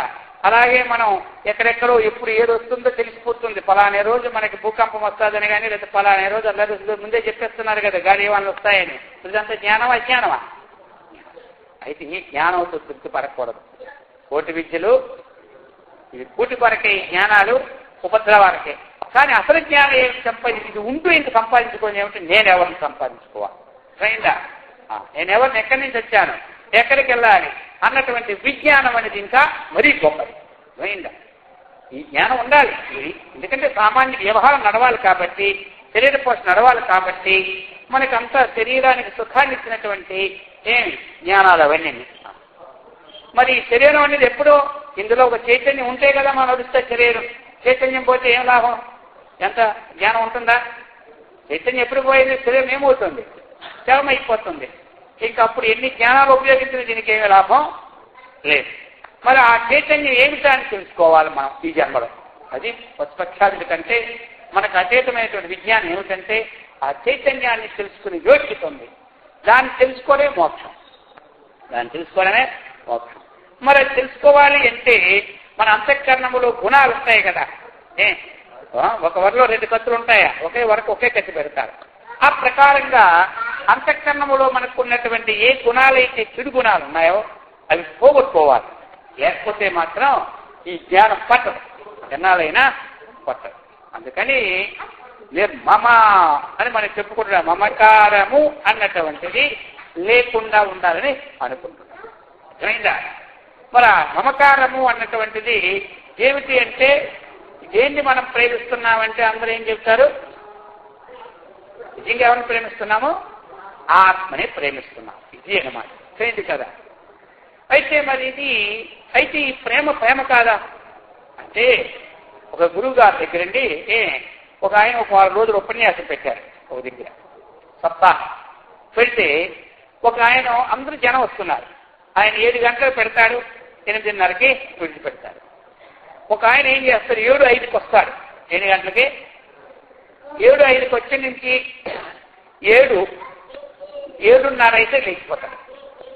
7:05కి రావడం, 7:30కి లేచిపోవడం. ఈ వచ్చిన వాళ్ళు వెళ్ళిపోయే వాళ్ళు చివరినే కూర్చుంటారు కాబట్టి స్వాములు ఉపన్యాసం చెప్పేటప్పుడు రావడం కనపడుతుంది, ఈయన పోవడం కనపడుతుంది. ఇక ఆయన కరెక్ట్ గా రావడం 7:05కి కూర్చుంటాడు, టైం చూసుకుంటుంటాడు. ఈయన ఉపన్యాసం ఎప్పుడు చూస్తుంటే ఈయన మీద ఆయన మీద దృష్టి పడుతుంది. ఎవరు? స్వామి గారు. రోజు 7:30 లేచిపోతుంటాడు. సరే మధ్యలో మాట్లాడాలంటే కుదరడం లేదు. ఆ చివరిలో ఉన్న పిలిచి ఏం పిలిచామంటే ఎంతమంది ఏమనుకుంటారు? తర్వాత మాట్లాడుకోకూడదు స్వామి గారికి, ఇప్పుడేనే ఆయనతో మాట్లాడాలనుకుంటారు లేదా? అందుకని ఈయన పిల్లలే సరే 7 రోజులు అయిపోయి లాస్ట్ రోజు సన్మానం జరుగుతున్న సమయంలో కూడా ఆయన సన్మానికి ఎన్నానులే కరెక్ట్ టైంకి వెళ్ళిపోతారు. ఆయన ఇలా కొట్టారు సోమవారం. ఇలా కొట్టేసరికి ఎవరికైనా వెళ్ళిపోయినకి ఇలా కొడితే నాకేమని ఇలా చూస్తుంటారు అనమాట. కానీ వెనక్కి చూశాడు, ఇలా రా అన్నారు. వచ్చాడు. వచ్చిన తర్వాత అయితే ఏమయ్యా నువ్వు రోజు 25 నిమిషాలు లేచిపోతున్నావు, ఏం కారణం అన్నారు. స్వామి మీ దగ్గర అబద్ధం ఎందుకు ఆడుకోవాలి, నా సంగతి చెప్పేస్తున్నా అన్నారు. రోజు నీ మీదే నా దృష్టి, ఎంతమంది కూర్చున్నారు కదా, నువ్వు ఎందుకు పోతున్నావు, నేను రూమ్కి వెళ్ళినా నీ మీద దృష్టి పోవడం కాబట్టి నువ్వు ఎందుకు పోతున్నావు? స్వామి ఏమిటంటే నా సంగతి చెప్పాలి కదా, ఏం చెప్పన్నారు. నా తల్లిదండ్రులకి నేను ఒక్కడనే కుమారుడు. అయితే మొట్టమొదటి నుంచి ఏమిటంటే నేనంటే వారికి ఎంత ప్రేమో అది భగవంతుడు కూడా తెలియదు. అయితే ఒకటి అన్నారు, నాయన ఎక్కడికి వెళ్ళినా ఒక అర్ధ గంట వరకు మాత్రం నువ్వు చూడకుండా ఉండగలం, ఆ తర్వాత నువ్వు కనపడిపోతే ఇక మా ప్రాణమే పోతుంది.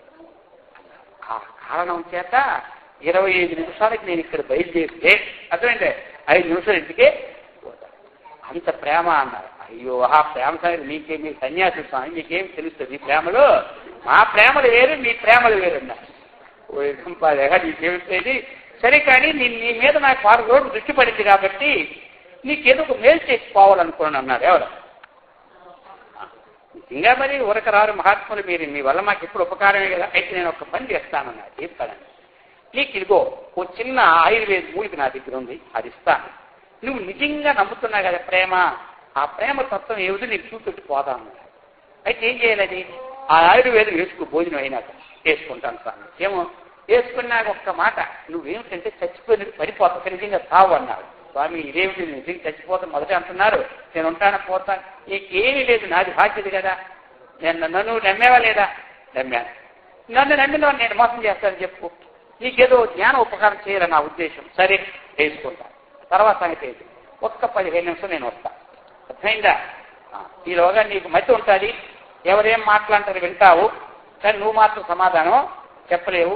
మళ్ళీ ఆ ఉపాయం నేను చేసి నువ్వు చెప్పగలవన్నాడు. సరే స్వామి ఏతో మరి 6 రోజులు వచ్చి మేము మాయలో పడ్డాను, ఇక మీరు ఏం చేసినా ఎట్లు ముంచినా మీరే, ఎట్లు ముంచినా మీరే అని చెప్పారు ఎవరు ఆయన. సరే ఆ మూలికి తీసుకెళ్ళాడు. అప్పుడు గురువు గారు తలంచుకున్నాడు, భగవంతుని తలంచుకున్నాడు, అమ్మ పేరు తీసుకున్నాడు. వేసుకున్న 5 నిమిషాల్లో చేతులు ఎలాగైపోయినాయి, కాలు అలాగైపోయినాయి, తల అలా పడిపోయి. ఎవరికైతే ఆయనకి పెళ్ళయి 3 ఏళ్ళు లేని భార్య ఉంది, తల్లిదండ్రులు ఉన్నారు. తల్లిదండ్రులు ఎదురు వచ్చే కొడుకా ఇలాగైపోయావా, అయ్యో రోజు నువ్వు ఉపన్యాసంకి వెళ్ళి వస్తున్నా, ఈ రోజే నీకు ఇలాగైపోయిందా అని పట్టుకున్నారు. ఇది ఏం దొరికిందో ఇది దొరికిందని మరి అర్థమైందా, ఇలాగైపోయిందా అని మొదలెచ్చారు. ఇదంతా వింటున్నాడు ఎవరు, ఇది వినపడుతుంది, అంత వినపడుతుంది అనమాట, కానీ మాత్రం ఆడలేదు. అటువంటి మంది అది అనమాట. ఇప్పుడు డాక్టర్లు గారు మనకు ఆపరేషన్ చేసినప్పుడు కొన్ని మాటలు వినపడుతూనే ఉంటాయి, కానీ ఎక్కడేం కోస్తున్నాడో మనకు మాత్రం తెలియదు అనమాట. మోడల్ అనమాట ఇప్పుడు అర్థమైంది. సరే మొత్తం మీద వచ్చిన ఇక అయిపోయిన తర్వాత అయ్యో ఏడుపు మొదలెచ్చారు మన వాళ్ళు. ఏడు ఇక ఎంతకని ఏడుపు మాత్రం ఎంతకని ఏడుస్తారు ఎవరైనా, ఎగదాటి ఏడగలరా? 2 గంటలు 3 గంటలు ఒక 1/2 గంట ఏడుస్తారు, అలిసిపోతారు, ఇటు చూస్తారు, ఎవరు రాకపోతే గమ్మును ఊరుకుంటారు. అర్థమైంది. మళ్ళీ ఎవరైనా వచ్చారనుకో చిన్నాను కొడుక ఎప్పుడు వచ్చావరా అని మళ్ళీ మొదలు పెడతారు అనమాట. సరే ఇక కాసేపు గురువు గారు వచ్చేసినారు, వచ్చారు, ఇక మొదలెట్టాను. గురువు గారు వారి ముఖ్యేశ్వరానికి వెళ్ళిపోయింది ఏడిపోయి అనమాట. సరే ఏంటి ఇలాగైపోయింది, మీ ఉపన్యాసం వచ్చినాకే ఇలాగైపోయింది మొదలెట్టారు ఎవరు. సరే ఆయన చూశాడు, ఏం చేయాలి ఇప్పుడు ఏమిటన్నారు. చూశాడు నాళ్ళన్నీ, ఇంకేం చేస్తాం, రుణానుబంధ రూపేణ పశుపత్రి సుతాదయ రుణక్షయమి అంటే కాతత్రప ఏం చేస్తామమ్మా, పూర్వజన్మ రుణశ్రీ ఎంతవరకు ఉంటే అంతవరకే కదా ఉంటారు, మా వేదాంతం ఇదే కదా అంటాడు ఎవరు. ఈ వేదాంతం మాటకేం కాదు స్వామి, ఇప్పుడు ఏమైంది అన్నారు. ఇంకేమిటి అయిపోయింది గోయిందా అన్నారు ఎవరు. గోయిందా అనేది ఏడుపు పెరిగిపోయింది అనమాట. మామూలుగా ఏడుపుకొని అప్పుడు ఏడుపు. ఎప్పుడైతే ఖర్చులన్నీ శ్మశానికి తెస్తారు కదా ఏమిటి, అప్పుడు ఏడుపు చూసారా ఎప్పుడైనా, మామూలుగా ఏడుపు చూసారా, అలాగనమాట. ఇది మొత్తం ఏడుపోలేటారనమాట. సరే ఏదైనా స్వామి మీరు రక్షించాలి మాకు అన్నారు. సరే చూస్తానన్నారు. కొన్ని ఏదో ఆలోచించి ఏదో నటన చేయాలి కదా. ఇంకన్నీ వింటున్నాడు ఎవరో, వీడు వింటున్నాడు.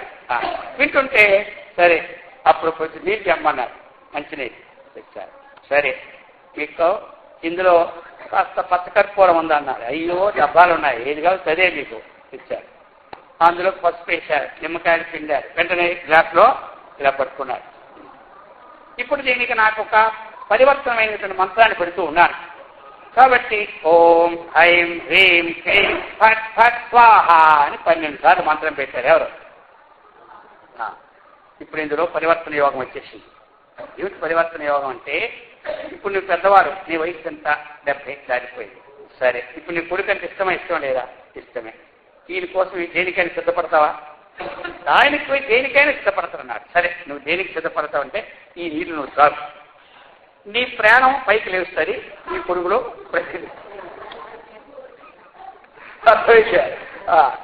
నీ ప్రాణం పైకి లేచిపోయి నీ కొడుకులోకి వచ్చేస్తాడు. ఎందుకు ఆయన జీవితం ఉంటే మంచిది కదా అంటే అన్నాడు ఒకసారి ఎవరు అని. ఆయన భార్య ముఖం చూస్తున్నారు, అంటే కొడుకు తల్లి ముఖం చూస్తూ ఉన్నారు.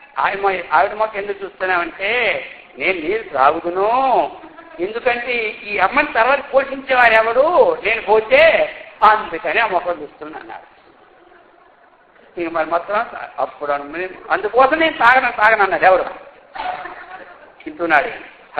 అరగంట లేకపోతే ప్రాణం వదిలేస్తాం అనేవాడు. ఇప్పుడు నా ప్రాణం పోయిందంటే దానమే తెలియలేదే ఓహో అని అనుకున్నాడు ఎవరు.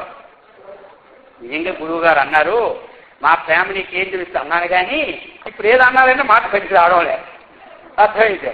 తర్వాత ఆయమ్మతో అన్నారు అమ్మ నువ్వైనా తీసుకోకూడదంటే, అయ్యో సతికి పచ్చే కదా దైవం నాయన, పచ్చావు చేసుకొని నేను ఉండాలి కానీ ఎట్లా తాగుతాను నేను ఆవిడ అయిపోయి గోయిందా, అర్థమైందా. ఈశ్వరి తాగలేదు అతను. ఇక ఆయనకు భార్య ఉంది కదా, ఇక భార్య పిలిచినాడు ఎవరు ఈ స్వామి. అమ్మా నీకు మంచి ఒక పని చెప్తున్నా, ఏమిటంటే నీకు పేరు ప్రఖ్యాత అయిపోద్ది, సత్య సుమతి సత్యాంశి. ఎలాగో నీ పేరు రేపు తెల్లవారికి జమినీ టీవీలోను, ఈ టీవీలోను, మా టీవీలోను, అన్ని టీవీలో చూడు చేస్తా. ఇంత పతివ్రత ఇంకొకటి లోకములో లేదు. భర్త కోసం ప్రాణం పోసినటువంటి పతివ్రతల్లో భారతదేశంలో మొట్టమొదట ఈమె ఏం చేస్తా. ఇంకా text book 10th class text book కూడా ఏం చేస్తా, అర్థమైందా. కాబట్టి ఇది ఈ నీళ్ళు మాత్రం కాదు అని చెప్పింది ఎవరు. ఇక ఆవిడ గాబరా, ఏమిటి స్వామి వచ్చి నుంచి ఒకటే గాబరా, నా సంగతి ఏదో తెలుసుకోవాలి. ఏమిటి నీ సంగతి అన్న, ఏమిటి నా తల్లిదండ్రులకి నేను ఒక్కదాన్నే, నేను చచ్చాను తెలిస్తే వాళ్ళు ఇద్దరు చనిపోతారు, పోయేవాడు ఒక్కడేగా చచ్చాడు పోనీలే అంది. అర్థమైంది కాదు, పోయేవాడు ఒకటేగా చచ్చాడు పోనీలే అంది. వింటున్నాడు ఎవరు. ఎంత త్యాగం లేని మనుషులు, వీలేని మనుషులు. అయ్యో గురువుగారు మీరు ఎంత గొప్ప పని చేసినారు, ఇప్పటికైనా నాకు పని తెరిపించు అనుకుంటారు. ఎక్కడ లోపల బయటికి మాత్రం రావు కదా. సరే ఆవిడ ఏం చేసిందంటే, ఆవిడ చాలా ఐడియా మనిషి ఎవరు కోటలు, ఎందుకంటే ఆనాడే బిఏ చదువుకుందన్నమాట. ఏం చేసిందంటే స్వామివారు ఒక్క మాట, మీకెవరు లేరు కదా, మీకెవరో లేరు కదా, ఈ నీళ్ళేసి మీరు దాగితే అర్థమైతే మాకంటే అందరూ ఉండదు, మీకెవరున్నారు చెప్పండి, ఈ నీళ్ళు దాగి అందులో ప్రవేశిస్తే అర్థమైందా. ఇక మీ పేర్లు ప్రతి సంవత్సరం ఇక్కడ సమాధి కట్టి ఆ జైపూర్ పంపించి మంచి విగ్రహం తెప్పించి దాని మీద పెట్టేసి అర్థమైందా. ఇక నేను 3 రోజులు ఉపన్యాసాలు చెప్పి అందరికి భోజనాలు పెడతాం అన్నది ఎవరు. ఆయన అనుకుంటుండే ఈయనందరికన్నా తోచి మా ఆవిడి ఆవిడ మొత్తం గురువు గారికి అట్లా పెడుతుంది, వీరిద్దరు ఊరుకున్నారు అనుకున్నారు. చూసారా ఇది అనమాట. ఆఖరికి అప్పుడు అయితే అప్పుడు అన్నారు, సరే ఇంకేం చేస్తాను, నీటికి వచ్చి నీళ్ళైనా తాగాలి పాలైనా తాగాలి, నా ప్రయాణం విడవాలి కదా, అంతే కదా, ఒక్కసారి ట్రై చేస్తాను, నా స్థాయి శక్తులు రాకపోయిందనుకో మీకోసం ప్రాణమే విడిచిపెట్టేస్తాను అన్నారు ఎవరు. గురువు గారు. అయ్యో గురువు గారికి వీళ్ళిద్దరికీ తెలుసు, నేను వీరు కావడం తెలుసు, తర్వాత గురువు గారేమో మనం చెప్తాను తెలుసు కదా. బాబు సంతోషపడ్డాడు. వెంటనే గురువు గారు ఒక నాటి నృత్యారు, నృత్యేసరి బయటికి లేచారు. గురువు గారు తెలిసిపోయిందన్న, ఏం తెలిసిపోయిందన్న, అయ్యో ఏమి ప్రేమ, పాడు ప్రేమ, నేను పోతే పోనీ అని మా ఆవిడ అందలేదు. ఇప్పుడు ఇంక నేను ఉండే మీతో వచ్చేస్తున్నాను. బాబు నాతో రారని కదా నీకు టెస్ట్ చేశాను, నాకు భోజనం పెట్టడానికే తెస్తున్నారు 2 రోజుల పూట, కాబట్టి ఇక నువ్వు నాతో వచ్చావనుకో ఇక నాకు పంపు కూడా నీళ్ళే పోస్తారు కాబట్టి నుండి, అర్థమైందే. అందుకోసం నువ్వు ఎక్కడే ఉండు ఎదరా. కానీ తెలుసుకున్నావా, తెలుసుకోవాలి బాగా. ఈసారి నేను ఉపన్యాసం చెప్పి ఎంతసేపు ఉంటావు, ఎంతసేపు అంటారేంటి, నీ వెంటే ఉంటాను ఆ వారం రోజు, ఇంకా మాకు ఇంటికే పోయిన వారం, ఆ వారం అయిపోయింది పోతానన్నాడు ఎవరు. అందుకే నువ్వు ఇంటినే ఉండు, నువ్వు ఎక్కడికే పోకు. కానీ విషయం తెలుసుకున్నావా, నిజంగా ఎవరిని ప్రేమిస్తున్నా తెలుసుకున్నావా, తెలుసుకున్నాను. ఎవరిని, నా శరీరాన్ని వాడు ప్రేమించను. మరి ఎవరిని ప్రేమిస్తున్నాను అంటే నా అగౌలి చైతన్యాన్నే ప్రేమిస్తాను. నేను వారిని ప్రేమించినా, వారు నన్ను ప్రేమించినా నిజంగా పరమాత్మనే అందరం ప్రేమిస్తున్నాం. పరమాత్మనే ప్రేమిస్తున్నామని ప్రేమిస్తే మోక్షము, శరీరాన్ని ప్రేమిస్తున్నాం అనుకుంటే బాంధవం. ఇంతే. ఏ మోక్షం ఎక్కడ స్వామి? ఆ మానసులో వెళ్తే మోక్షం వస్తుంది అంటారు కదా, పోతాను అంటారు. ఎక్కడికి వెళ్ళినా మోక్షమా?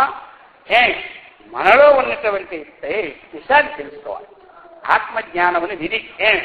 ఆత్మకు సంబంధించిన జ్ఞానం తెలుసుకుంటే మోక్షము, లేకపోతే బంధం. తెలిసింది కదా. అందుకని మనము ఆత్మజ్ఞానం తెలుసుకోవడానికి ఒక పైసా ఖర్చు ఉందో చెప్పండి. మానసులో వెళ్ళాలంటే 1,00,000 రూపాయలు టికెటే. ఎంత? 1,00,000. మళ్ళీ వస్తామో మాత్రం గ్యారంటీ లేదు. ముందు రాసుకొని పంపుతారు అక్కడికి. డాక్టర్ గారు ఆపరేషన్ చేసినప్పుడు ఎలాగే రాసుకుంటారు కాగితం, ఆ బాటిల్లో అలాగే మన కాగితాలు రాసుకొని పంపుతారా? మరి 1,00,000 రూపాయలు ఖర్చు పెట్టి మనకేమైనా కష్టం ఉందా? చక్కగా వేదాంతం వినండి. వింటూ ఉంటుంది. ఇంట్లోనే మీ పనులన్నీ చేసుకోండి. రోజు చక్కగా అన్నీ బ్రహ్మాండంగా ఏం కావాలో అన్నీ వండుకోండి, తినండి. ఏం మానేవద్దు. తినండి.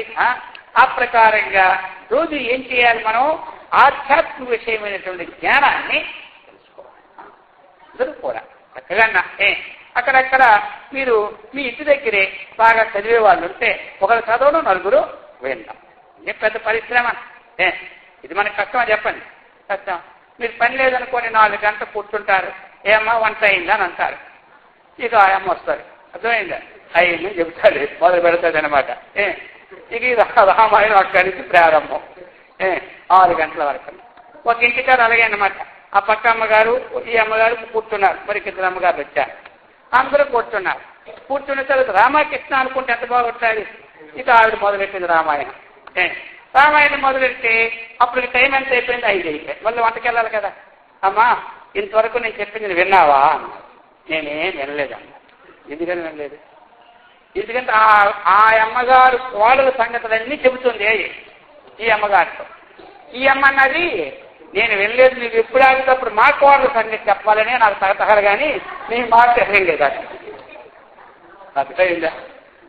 ఐ థింక్ ఇప్పుడు టైం అయిపోయింది కాబట్టి రేపు మీ కోడల సంగతి, ఇప్పుడు మనకి ఇంకా టైం ఉందండి కొంత, కాబట్టి రేపు మీ కోడల సంగతి చెబుతాను చెప్పి ఇక ఆమెన్నాడు. ఆయన కోడలు ఈ కూర్చోవడందరూ ఈ కోడల సంగతి అతని సంగతే తెలిపాలి. అందుకని ఇది కాకుండా మనం కూర్చొని ఏంటి ఆ భగవంతుడు ఏం చెప్పాడు అర్జునుడికి, ఆ తత్వం కొంచెం తెలుసుకోవాలి.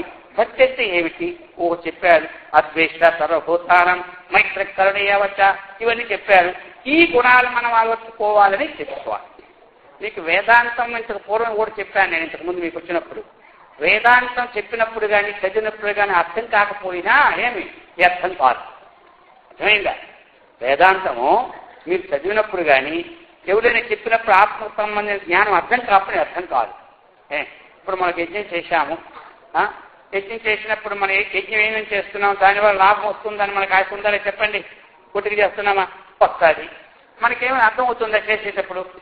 కానీ ఫలం మాత్రం మనకి వస్తుంది. అలాగనే మనము వేదాంతం విన్నప్పుడు కూడా అర్థం కాకపోయినా మనకి ఫలమే.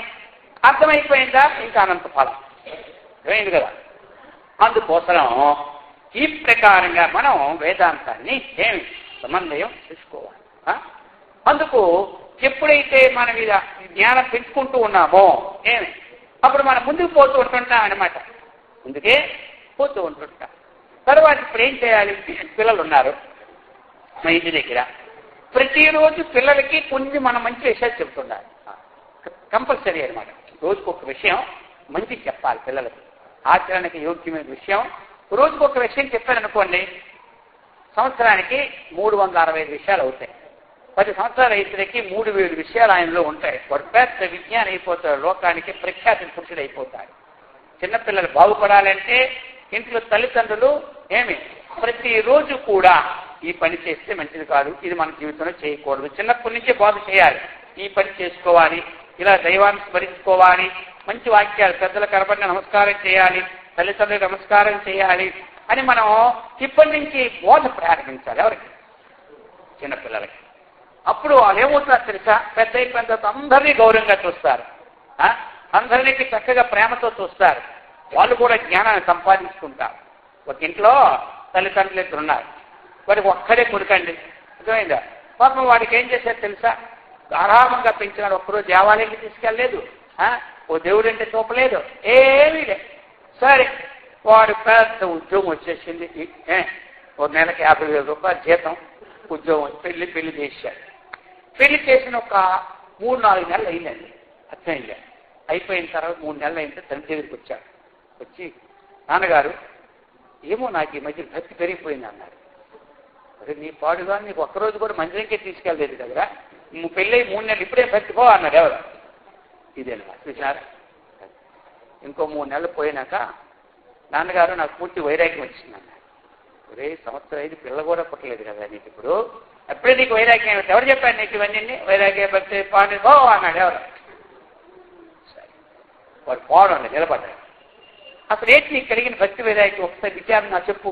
దానికి నేను వేరే చెప్తున్నాను. ఏమిటంటే నాకు భక్తి అంటే ఇంతకు ముందు కన్నా ఇప్పుడు భార్య ఏంటి భక్తి చాలా పెరిగిపోయిందన్న. ఇది పెరిగిపోయింది. అసలు ఈ వైరాగ్యం తల్లిదండ్రులు ఎందుకు పూర్తి వైరాగ్యం వచ్చిందా? ఇదండి చూసినారా? ఒక్కసారి దక్షిణిపోయాడు తండ్రి. నిజంగా భక్తి పడిపోకుండా ఆయన అర్థమైందా? ఇది భక్తి ఏమైనా చూసినారా? తల్లిదండ్రులు వైరాగ్యం, ఇంకా మీకు మాకు సంబంధం లేదు, వైరాగ్యం వచ్చింది. ఇది వైరాగ్యం పాడు వైరాగ్యం. ఏది తినకూడదు దానింద వైరాగ్యం ఉండాలి, ఏది త్రాగకూడదు దానింద వైరాగ్యం ఉండాలి. తినరాని వస్తువు నుండి వైరాగ్యం కలగాలి, త్రాగరాని వస్తువు వైరాగ్యం కలగాలి. పాడు తల్లిదండ్రుల వైరాగ్యం ఇది ఉందా? మన వేద సమ్మతమా? మాతృదేవోభవ, పితృదేవోభవ, ఆచార్య దేవోభవ, అతిథి దేవోభవ. ఈ రోజు నీ తల్లిదండ్రుల వైరాగ్యం వస్తే పాడికి రాదా? ఇప్పుడు మనకు 60 ఏళ్ళకి వస్తే వాడికి 20 ఏళ్ళకే వస్తుంది రేపు పుట్టేవాడికి. అర్థమైందా? వాడికి నేర్పినట్టు వచ్చి వైరాగ్యం. అందుచేత ఇప్పుడు మన దేశం బాగుపడాలంటే, మన ఇల్లు బాగుపడాలంటే, పిల్లలు బాగుపడాలంటే ఇప్పటి నుంచి మనం ఏం చేయాలి? చిన్నప్పటి నుంచే ప్రవేశపెట్టాలి. చిన్నప్పుడు వినకపోతే ఒక కర్రతో కొట్టాలి, 4 బిస్కెట్లు పెట్టండి వద్దాంలే. అది మొత్తం వంగనది మార్నింగ్ సైదు కాదు. వాడు కాలుతో తండ్రి అక్కడ ముద్దుగా అయినా ఇంకోటి కొట్టు అంటాం. వాడికి కొట్టే అలవాటు అయిపోతుంది, అదేనా కొడుతూనే ఉంటుంటాం. అర్థమైందా? ఇప్పుడు వాడు కాలుతో వాడు కొడితే అబ్బా ఎంత బాగా ఇంకోటి కొట్టు అంటాం మనం. వాడు కొట్ట 10 కొడుతుంది వాడు. అర్థమైందా? ఇక వాడి జీవితంలో కొట్టడమే మంచిది అనుకుంటాం. కాలు తగిలిందంటే పక్క పెట్టుకోమని చెప్పాలి, తగిలితే నమస్కారం చేసుకొని చెప్పాలి. ఇవన్నీ మనం కదా బాగుపడాలి కదా.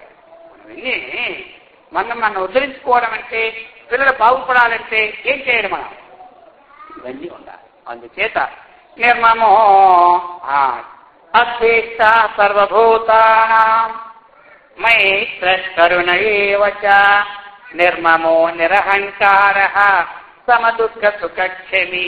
అహంకారం లేకుండా ఉండమన్నారు. ఇంకో మమకారం అంటే తెలిసిందే కదా అందరికీ. మమకారం అంటే ఆ భగవంతుని ప్రేమిస్తున్నాం కాబట్టి అతని ఏంటి మనకు మమకారం పెట్టుకోవాలి. పిల్లల్ని ప్రేమించదని చెప్పలేదు. నిజమైన ప్రేమ చైతన్యం ఉంటే కదా ప్రేమిస్తాం మనం ప్రేమిస్తాం. కాబట్టి ఆ భావం ఇప్పటి నుంచి అలవాటు చేసుకుంటే మనకి చక్కగా ఉంటుంది. మరి అహంకారం లేకుండా ఉండాలి. అహంకారం ఎవరికి అహంకారం లేదో వాడు నాకు మహాప్రియుడు అన్నాడు. వాడి ఇందు నేను ఎప్పుడు ఉంటాను, వాడు నా ఎందు ఉంటాడు, నేను వాడి ఎందో ఉంటానన్నారు భగవంతుడు. ఏమిటి అహంకారం అనేది? ఏమిటి? ప్రతిదీ కూడా అహం అహం అహం ఇది అంటుకొని ఉండిపోద్దన్నమాట. ప్రతి వాడికి ఈ అభిమానాత్మకమైన అహంకారమే మన కొంపలో తీసేస్తాడు అన్నమాట. అహంకారం ఉంటే రాగద్వేషాలు వస్తాయి. అర్థమైంది కదా? ఇప్పుడు నేను అహంకారం ఉంది, అప్పుడు రాగమోత్పత్తి అవుతాయి. ఏమంటారు? నేను అహంకారం అంటే నీ ఎంత గొప్పవాడు ఒకటి లేదు అని అనుకోండి, వాడు ఏంది ఏమంటారు చెప్పండి? వీరికి అహంకారం ఉన్నవాడికి పక్కవాడు వచ్చి నువ్వు చాలా గొప్పవాడు అండి, మీరు లేకపోతే మాత్రం ఈ ఇల్లు నడదండి, ఈ దేశం నడదండి అన్నాడు అనుకోండి. ఇప్పుడు వాడు ఏం పడుతుంది వీడికి? చాలా గొప్పవాడు, ఎందుకంటే నా సంగతి తెలుసుకున్నాడు కాబట్టి వీడు గొప్పవాడని చెప్పి వాడి రాగము అర్థమైందా? రాగం అంటే తెలుసు కదా, ఆసక్తి. వాడికి రోజుకి వాడు ఒక్కసారి అన్నాడు కానీ రోజు 10 సార్లు ఇది ఫోన్ చేసి బాగున్నావా బాగున్నా వీడు వాడు ఫోన్ ఎందుకంటే 10 మందిలో నీ అంతటి వాడు లేదనేవాడు నాకు వీడు ఒక్కడే అన్నాడు కాబట్టి ఇక వాడికి అప్పుడప్పుడు ఫోన్లు చేసి వీడు అంటాడు. వీడికి దాని ఇంకా రాగపడతాడు వాడికి కూడా. అప్పుడప్పుడు ఏం చేస్తాడంటే పళ్ళు ఫలాలు కనబడినట్టు పంపుతుంటుంటాడు. ఇక అక్కడి నుంచి వీడు వాడిని పరస్పర డబ్బా అంటారు. అర్థమైంది కదా? అందుకని నీవు రాగం అయిందా. ఇంకోటి వచ్చారనుకో, ఏమండి వీళ్ళు లేకపోతే నడవదా, వీడే గొప్పవాడా అన్నది ఇప్పుడు ఏమైంది.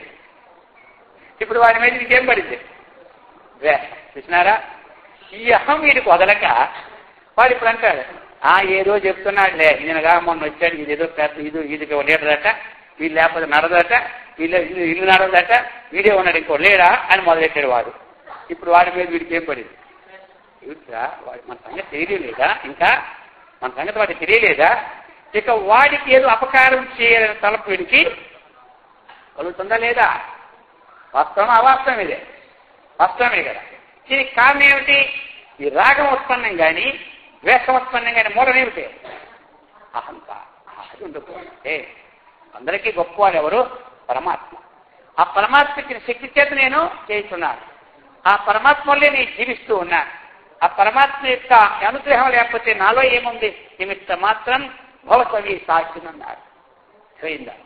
అందుకని ఈ అహంకారం అన్నటువంటిది ఏమి, ఏ పని మళ్ళీ సాత్విక అహంకారము, రాజసిక అహంకారము, తామసిక అహంకారం. అయింది కదా. కొంతమంది మంచి పనులే చేస్తారు, ఆ మంచి పనుల్లో కూడా తానికి అహంకారం అదదు కూడా. అర్థమైందా. మంచి పనులే, మంచి పనులు కూడా అహంకారం.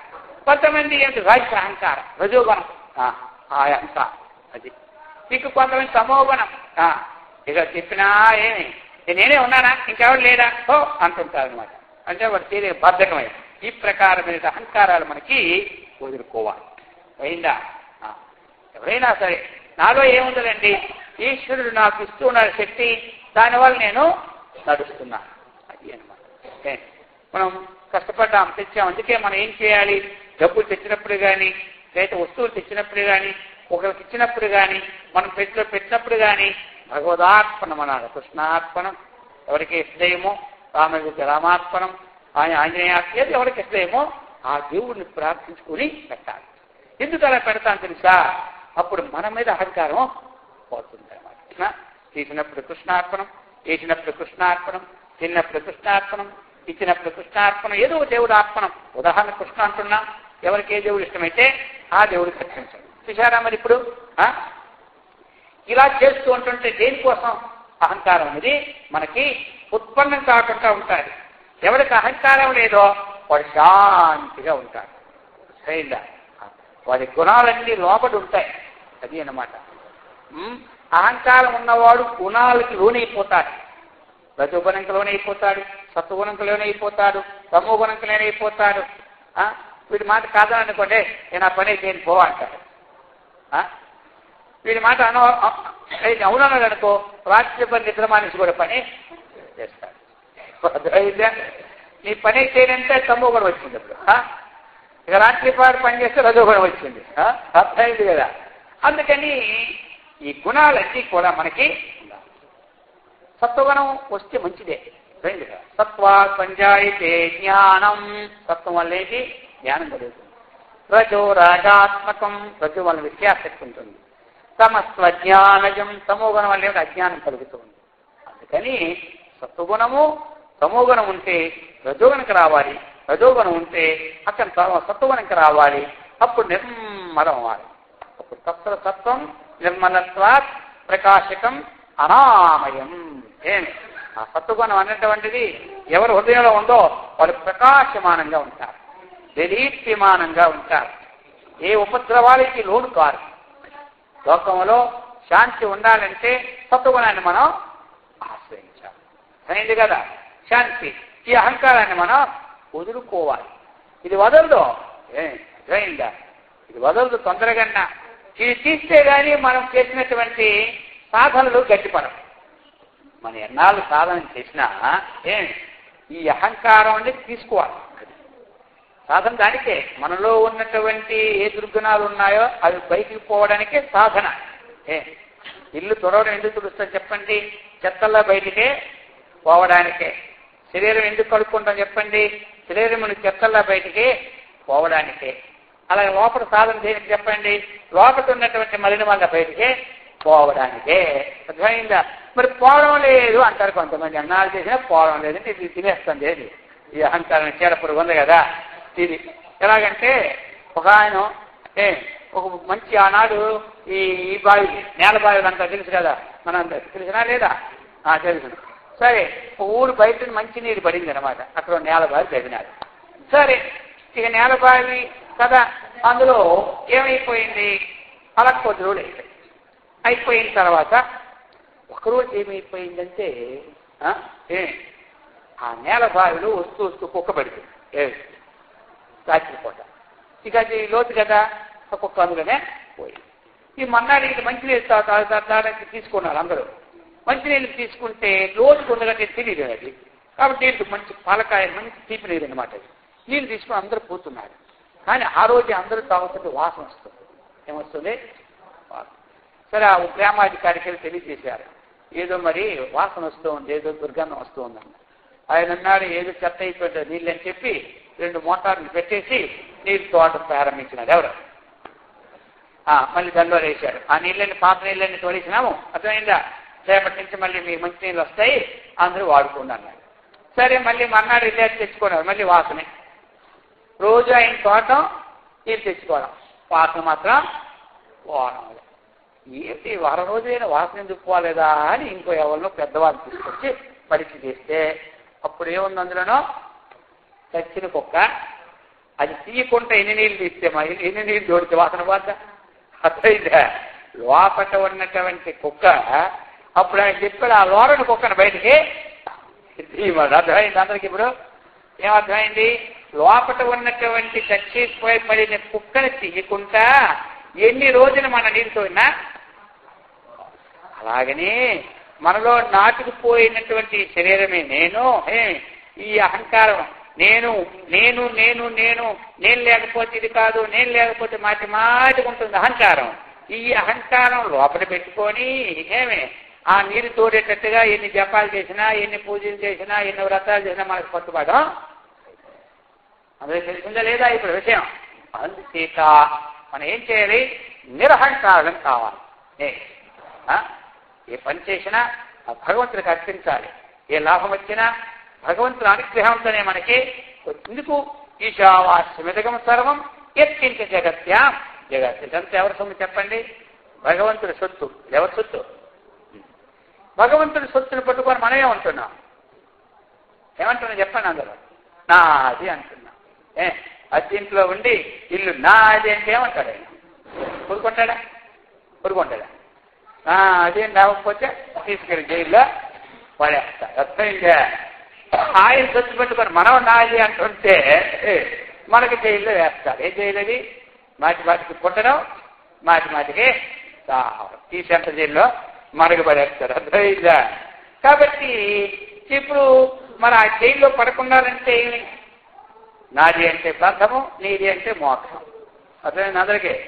నాది అంటే బంధం, నీది అంటే మోక్షం. ఇదంతా నీది అంటే మోక్షం. నాది అంటే ఇవన్నీ నేనే మోసుకోవాలి. ఇప్పుడు నీది అంటే ఎవరు? మీరే మోసుకుంటారా? ఇప్పుడు నాది అంటే నేను మోసుకోవాలా? ఇప్పుడు నాది కాదు నీది అంటే ఆయనే మోస్తుంది. దాంట్లో ఎవరు?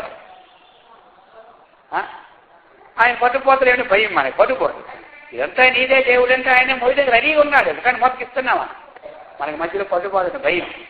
అది ఎక్కడ భయపడాలంటే ఆ రైల్వే స్టేషన్లో బరువులు పెడతాం కదా, అప్పుడు భయపడాలి. ఎందుకంటే వాటి ఇంట్లో చూసి ఎక్కడ పోతుంటే భయపడాలి. ఆ బరువులు ఇచ్చి మనం పరుగులు పెట్టుకోవడం వచ్చింది కర్మ. అర్థమైంది? అప్పుడు సంచరిస్తాం వాళ్ళు చేస్తే. నాయన వాడు ఇటుపోయి అడిపోయి సేపు మనం పరిగెత్తి, ఎందుకంటే ఎక్కడ పట్టుకుపోతాడో ఆ భయం లేదండి భగవంతుడి దగ్గర. ఇదంతా నీదే అంటే ఆయన జాగ్రత్తగా మనకు తెలుస్తాడు. అర్థమైందా? రైల్వే స్టేషన్లో ఆ కూలోళ్ళతో ఉన్నటువంటి బాధ్యత అంత భయం మనకి తెలుస్తూ ఉండదు. అర్థమైందా? అందుచేత ఇదంతా నీది అన్నాం అనుకోండి, చక్కగా నాది అంటేనే చికాకు. ఒక ఆయన ట్రైన్లో పోతున్నాడండి. ట్రైన్లో పోయేసరికి ఆయన ఏమి అయిపోయింది కదా, ఆయన వస్తున్నాడు హైదరాబాద్ నుంచి వస్తున్నాడు. విశాఖపట్నంలో ఒక ఆయన ఎక్కారు, ఒక అమ్మగారు ఒక ఆయన ఇద్దరు ఎక్కారు. ఎక్కినప్పుడు పెద్ద పెట్టి ఇచ్చారు. ఈ పెట్టి పెట్టారు ఎక్కడ? విశాఖపట్నంలో. అర్థమైందా? పెట్టి పెట్టడం ఈ సీటు కదా, సీట్ దగ్గర కూర్చున్నారు. సీట్ దగ్గర కూర్చొని చూసినారు. సరే, విశాఖపట్నం అయిపోయిన తర్వాత కళాసులు ఇద్దరు దిగిపోయినారు. ఎవరిద్దరు? పెట్టిన ఇద్దరు కళాసులో దిగిపోయినారు. అర్థమైందా లేదా? అటు నుంచి వచ్చినప్పుడు విశాఖపట్నం వస్తే పలాస వస్తే ముందు ఏమవుతుంది చెప్పండి. అయ్యో విశాఖపట్నం ఎంత విశాఖపట్నం వస్తుంది కదా, పలాస తర్వాత వచ్చిందా? సరే ఇటు నుంచి పలాస ముందు తర్వాత విశాఖపట్నం. మరి మనకి రోజు ఇల్లు వస్తుంటా సేపు లేటుని చెప్పడం మీరు. సరే విశాఖపట్నం బట్టి ఎక్కారు, పలాసలో వాళ్ళకి తీపారు. ఎవరు ఆ పెట్టినాడు, పెట్టి మంచి పకడ్బందీగా ఉంది. సరే పలాస దాటిపోయిన తర్వాత అండి వీడు పక్కన ఉన్నాడు కదా, ఆ పెట్టివాడు ఎవరు రావడం అనుకున్నాడు, బండి వదిలేసి ఉంటాడు. మరి లేకపోతే ఏ పేరే పెట్టి ఎక్కడ చూశారు. ఇంచుమించు కటక్కి వచ్చిందాక చూసినారు, ఎవరు మాత్రం లేదు. అప్పుడు అనుకోండి ఈ పెట్టి ఎవరిది అనుకోండి, ఇంకెందుకు ఎవరు లేదు కదా. ఇప్పుడు అర్థమైందా? ఇది రాజు అనుకున్నారు. ఈ కలకత్తా వెళ్ళాలన్నమాట. ఈ కలకత్తాలో దిగినారు. దిగిన తర్వాత పెట్టావుతే నాది అన్నారు ఎవరు. సరే ఈ కలకత్తా వచ్చిన తర్వాత ఒక్కొక్కసారి స్పెషల్ స్పాడ్ వస్తుంది. పాడుగా ఆ రోజు వచ్చింది. ఆ పాడు అర్థమైందా? వచ్చి గేట్ దాటిసరికల్లా ఏమిటన్నారు, పెట్టి ఏమిటి నాది కదా అన్నారు. పురోట్ చేతి పెట్టారు మొయ్యలేదు. అలా ఇంకా అన్నారు ఈ పెట్టేది చూడాలన్నారు. సరే పెట్టి ఇప్పినాడు. అర్థమైందా? పెట్టి ఇప్పటికి అందులో ఒక శవం ఉంది. ఇప్పుడు అంటాడు నాది కాదు అంటాడు. ఎంతవరకు ఏమన్నా ఇగో టేబుల్ కట్ చేసి పెట్టాం, నాది అంటున్నావా? నీ మాట అవునా కాదా? అవును. ఇప్పుడు అమ్మ ఇప్పుడు మొట్టమొదటే అది సాధ్య కాదు. ఎందుకని ఇప్పుడు వాళ్ళు ఏమిటంటే ఉపాయంతో పెట్టుబడిపోయినారు, వాళ్ళు తప్పించుకున్నారు. అర్థమైందా? ఈ తగిలించుకున్నారు, వదిలించుకున్నారు, వాళ్ళు తగిలించుకోరు. అర్థమైంది ఇప్పుడు అందరికీ. ఇది కర్మ. మనకి నాది అనుకుంటే బంధం, ఇది అనుకుంటే ఇది నాది కాదయ్యా. ఏదో పెట్టి ఆ పెట్టిలో ఉందంటే పోయింది కదా. ఇప్పుడు వీడికి ఇప్పుడు ఇలా ఇది చేస్తున్నాం, నువ్వు ఎంతమంది చేస్తున్నావు, ఏమిటి నీ సంగతి? అయ్యో నాది కాదు అంటే నాది కాదు, నువ్వు నాది ఇప్పుడు నాది కాదు చూద్దా. అందుకోసం ఏమిటి అంటే ఈ అహంకారాన్ని ఏం చేయాలి మనం ఇప్పుడు వదులుకోవాలి. వదులుకుంటే ఏమైంది? భగవంతుడికి ప్రీతి పాత్రలు అవుతున్నాం మనం. భగవంతుడికి ఏమవుతున్నామో అందుకు చెప్పారన్నమాట. అర్థమైంది కదా? అందుకు అద్వేష్ట సర్వభూతానాం మైత్ర కరుణయేవ చ నిర్మమో నిరహంకారః సమదుఃఖ సుఖక్షేమీ. ఈ గుణాలండి, ఇవి భక్తి గుణాలు. ఈ భక్తి అసలు చేస్తేనే భక్తి అనమాట. ఇప్పుడు భగవంతుడి దగ్గర పుష్పాలు వేస్తాం, మనలో చరిత్ర చెప్పడం, మళ్ళీ అహంకారం ఉంటుంది, రాగం ఉంటుంది, ద్వేషం ఉంటుంది. చెప్పేవనుకో, భగవంతుడు చెప్పానుకో, ఈ దేవుడికి ఎప్పుడు మొక్కినా నాలో ఉన్న గుణాలు తీసుకొని చెప్తారు. కాబట్టి ఇవే ఉన్నా దేవుడు ఎక్కువ లేడా, లేకపోతే నీ దగ్గర రాని ఇంకో దగ్గర పోతాం మనం. అర్థమైందా? ఈ దేవుడికి కొన్ని కొబ్బరికాయలు కూడా మనం కొట్టం. అందుకే ఆయన దమ్మును ఊరుకుంటాడు, నాకేం పోయిందని ఊరుకుంటాడు. అర్థమైందా? ఇక మరి ఆయన చర్రూపంలో ఉంటాడు కదా. శాస్త్రాలు మరి మహాత్ములు ప్రజ్ఞ వాళ్ళు ఊరుకోలేనమాట. అర్థమైందా? చెప్తూ ఉంటుంటారు ఇవన్నీ. అది వాళ్ళ డ్యూటీ అంటాడు, ఇది నా డ్యూటీ అంటాడు ఆయన. అందుచేత మనలో ఉన్నటువంటి గుణాలు మనం తెలుసుకోవాలి, ఈ గుణాన్ని అలవర్చుకోవాలి. ఏం చేయాలి మనం? అలవర్చుకోవాలి. ఇప్పుడు కొత్త పని జాయిన్ అయినా నేర్చుకుంటామని చెప్పండి, ఈ పని చేస్తే నెలకు 10,000 ఇస్తారంటారు. సంవత్సరమే నేర్చుకుంటాం లేదా? ఎందుకంటే మామూలు పనుల కన్నా ఈ పని సంవత్సరం పెట్టినా మీ జీవితాంతం మళ్ళీ రిటైర్ అయిపోయిన కూడా నీకు 5,000 ఇస్తానంటే ఎన్నాళ్ళు నేర్చుకుంటాం మనసు చెప్పండి. అలాగనే ఈ మంచి గుణాలు మనకు ఉన్నాయంటే మోక్షం లేకపోతే వచ్చే జన్మలో కూడా ధనవంతుల ఇంట్లో పుడతాము, మనసు శాంతిగా ఉంటుంది అనమాట. అర్థమైందా?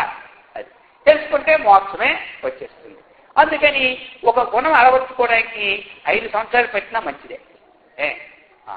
5 సంవత్సరాలు పెట్టినా అప్పటికైనా మనం స్టాండర్డ్గా ఉంటాం అనమాట.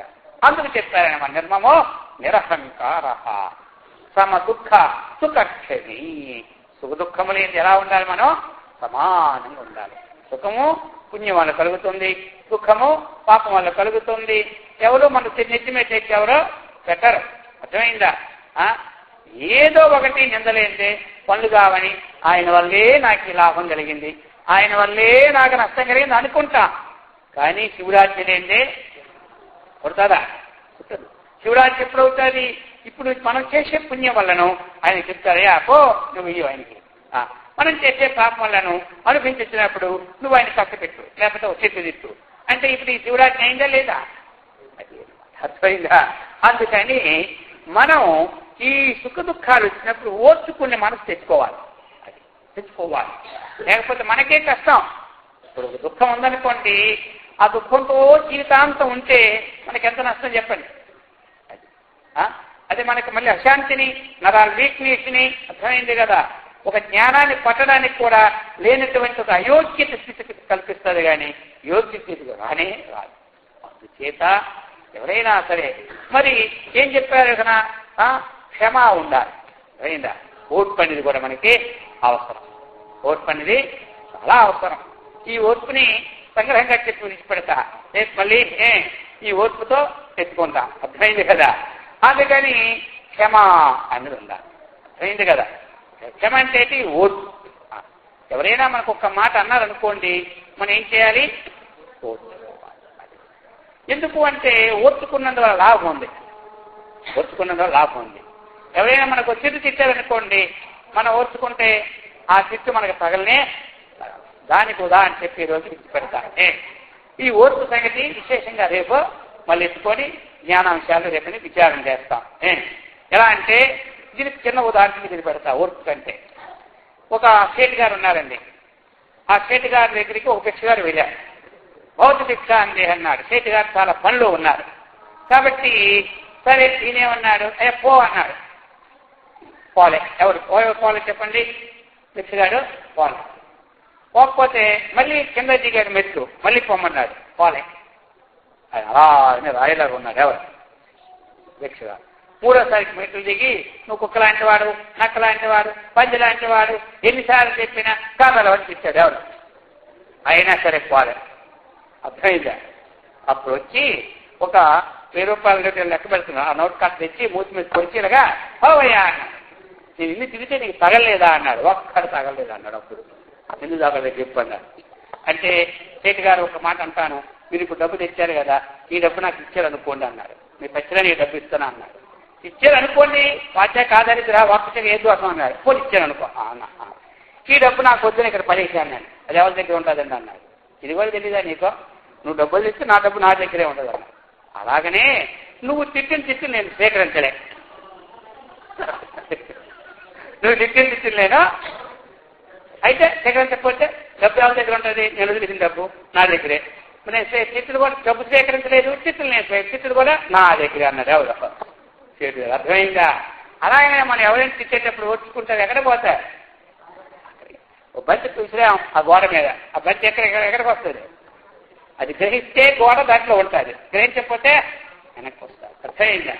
అందుకని ఈ సహనం అన్నటువంటిదే మన ఇంటికి శాంతి, మన ఒంటికి శాంతి, మన దేశానికి శాంతి కారణం సహనం ఉండాలి.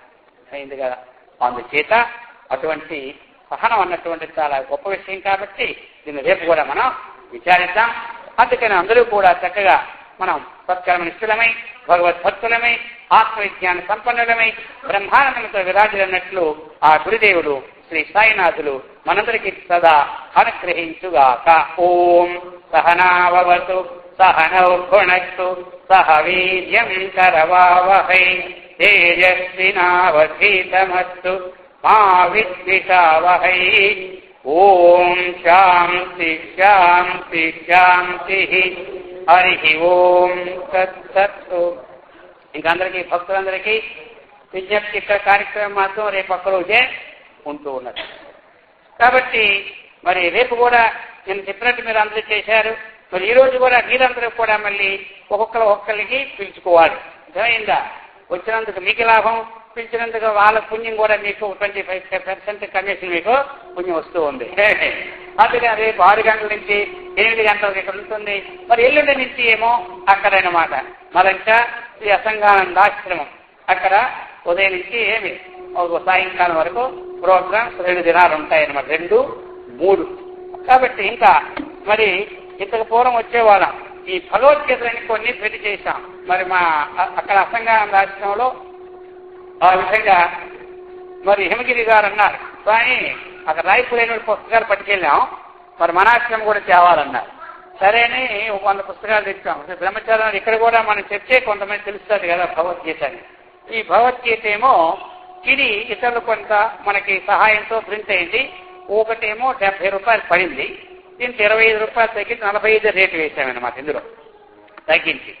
ఎందుకంటే ఇందులో 18 అధ్యాయులు తాత్పర్యం ఉంది, చక్కగా స్థూలాక్షరి ఉంది అందరూ చూడడానికి. ఏమి తర్వాత ఇంకేముంది, లలితా సహస్రం ఉంది, మళ్ళీ ఏమిటి విష్ణు సహస్రనామాలు ఉన్నాయి, అలాగనే ఇంకా శ్రీ సూక్తము, పురుషోక్తము, మంత్రపుష్పము, ఆ ప్రకారంగా ఇందులో ఇంకా ఏమి హనుమాన్ చాలీసా, ఈ విధంగా సంగ్రహ పూజా విధానము, ఇంకా నవగ్రహ మంత్రాలు అన్ని మొత్తం అన్ని ఇందులో వేసి పెట్టడం జరిగిందనమాట. అందుకు మరి ఈ పుస్తకాలు చేతిలో ఉంటే అన్ని మన చేతిలో స్తోత్రమంజరి, శ్రీ వ్యాసాస్త్ర సాంప్రదాయంలో స్తోత్రమంజరి రచిస్తారనమాట, అది కూడా ఇందులో వేస్తున్నారు. కాబట్టి మరి ఎవరైనా అది అవసరం ఉండి తీసుకున్నట్లయితే అక్కడ మన వాళ్ళు పెడతారు, చివరిలో తీసుకోవచ్చు. ఇష్టం రేపు కూడా కొన్ని పుస్తకాలు తెస్తామండి, అందుకు 100 తెచ్చాము అక్కడికనే ఆ ప్రకారంగా ఇవి కూడా అది మా బ్రహ్మచారి గారు అక్కడ మీకు అందిస్తారు. సరే, ఇది కార్యక్రమం. ఇక రేపు మీ అందరూ కూడా సకాలానికి రండి. ఎందుకంటే మీరు ఎక్కువ టైం ఉన్నదనుకోండి, మళ్ళీ ఇంటికి వెళ్ళాలి, మీ పనులు ఉంటాయి కదా. ఒకరోజు ఎక్కువ చెప్పాను, స్వామి రేపు ఎంత చేస్తారు అంటారు, అందుకనే అంత ముగించేస్తున్నాను అన్నమాట. ఇక టైం అయితే అదే చూస్తుంటారు అందరూ, నమ్మకం చూడరు ఎవరు.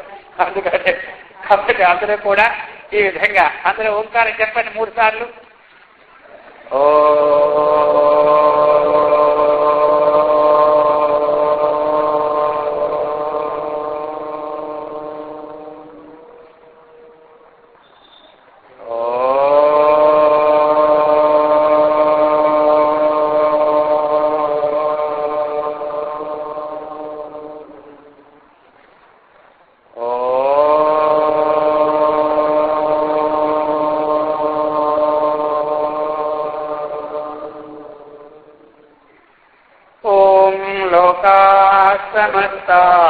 సుఖినో భవంతు. ఓం శాంతి శాంతి శాంతి. శంభో శివ శివ శివ శివ శివ శివ. శంభో శివ శివ శివ శివ శివ శివ. శంభో శివ శివ శివ శివ శివ శివ. నారాయణ నారాయణ నారాయణ. హరి ఓం. అందరూ పలకండి. దైవమతము ప్రతిష్ఠితమగునుగాక, కరుణామతము వృద్ధి నొందునుగాక, శాంతిమతము స్థాపితమగునుగాక, సత్యమతము స్థిర ప్రతిష్ఠ నొందునుగాక, ధర్మమతము ఉద్ధరింపబడునుగాక, ఋషిమతము వర్ధిల్లునుగాక, స్వాతంత్ర్యమతము జయించునుగాక, జ్ఞానమతము వ్యాపకమగునుగాక. ఓం తత్సత్. ఓం శ్రీ శ్రీ శ్రీ జగద్గురు శంకరాచార్య స్వాముల వారికి, శ్రీ రామకృష్ణ పరమహంసకు, శ్రీ రమణ మహర్షికి, మహర్షి శ్రీ మలయాళ సద్గురు స్వాముల వారికి, శ్రీకృష్ణ భగవానునకు, శ్రీ గీతామాతకు, శ్రీ సాయినాథ్ భగవానునకు, శ్రీ కాశీ విశ్వనాథులకు, శ్రీ అన్నపూర్ణేశ్వరికి, శ్రీ విశాలాక్షికి, శ్రీ లలితాంబికా దేవికి, సమస్త సాధు సంగమునకు, సమస్త భక్త బృందమునకు హే కరుణానిధే గోవింద. హరి ఓం తత్సత్. ఏం చెప్తారా? మరి చక్కగా మనకి ఈ యొక్క ఈ విధంగా మందిరం మనం ఉండబట్టే కదా కట్టుకుంటున్నాం, ఇవన్నీ చేస్తున్నాం. కాబట్టి అటువంటి మరి సాయి కమిటీ గారికి రమణమూర్తి గారు కూడా ప్రతి సంవత్సరం చక్కగా అన్ని చేస్తున్నారు. వారందరికీ కూడా భగవంతుడు చక్కగా అనుగ్రహించాక రేపు లాస్ట్ రేపు మరి వెళ్తాం. అది చేసిద్దాం. 10 నిమిషాలు అవుతుంది. సరే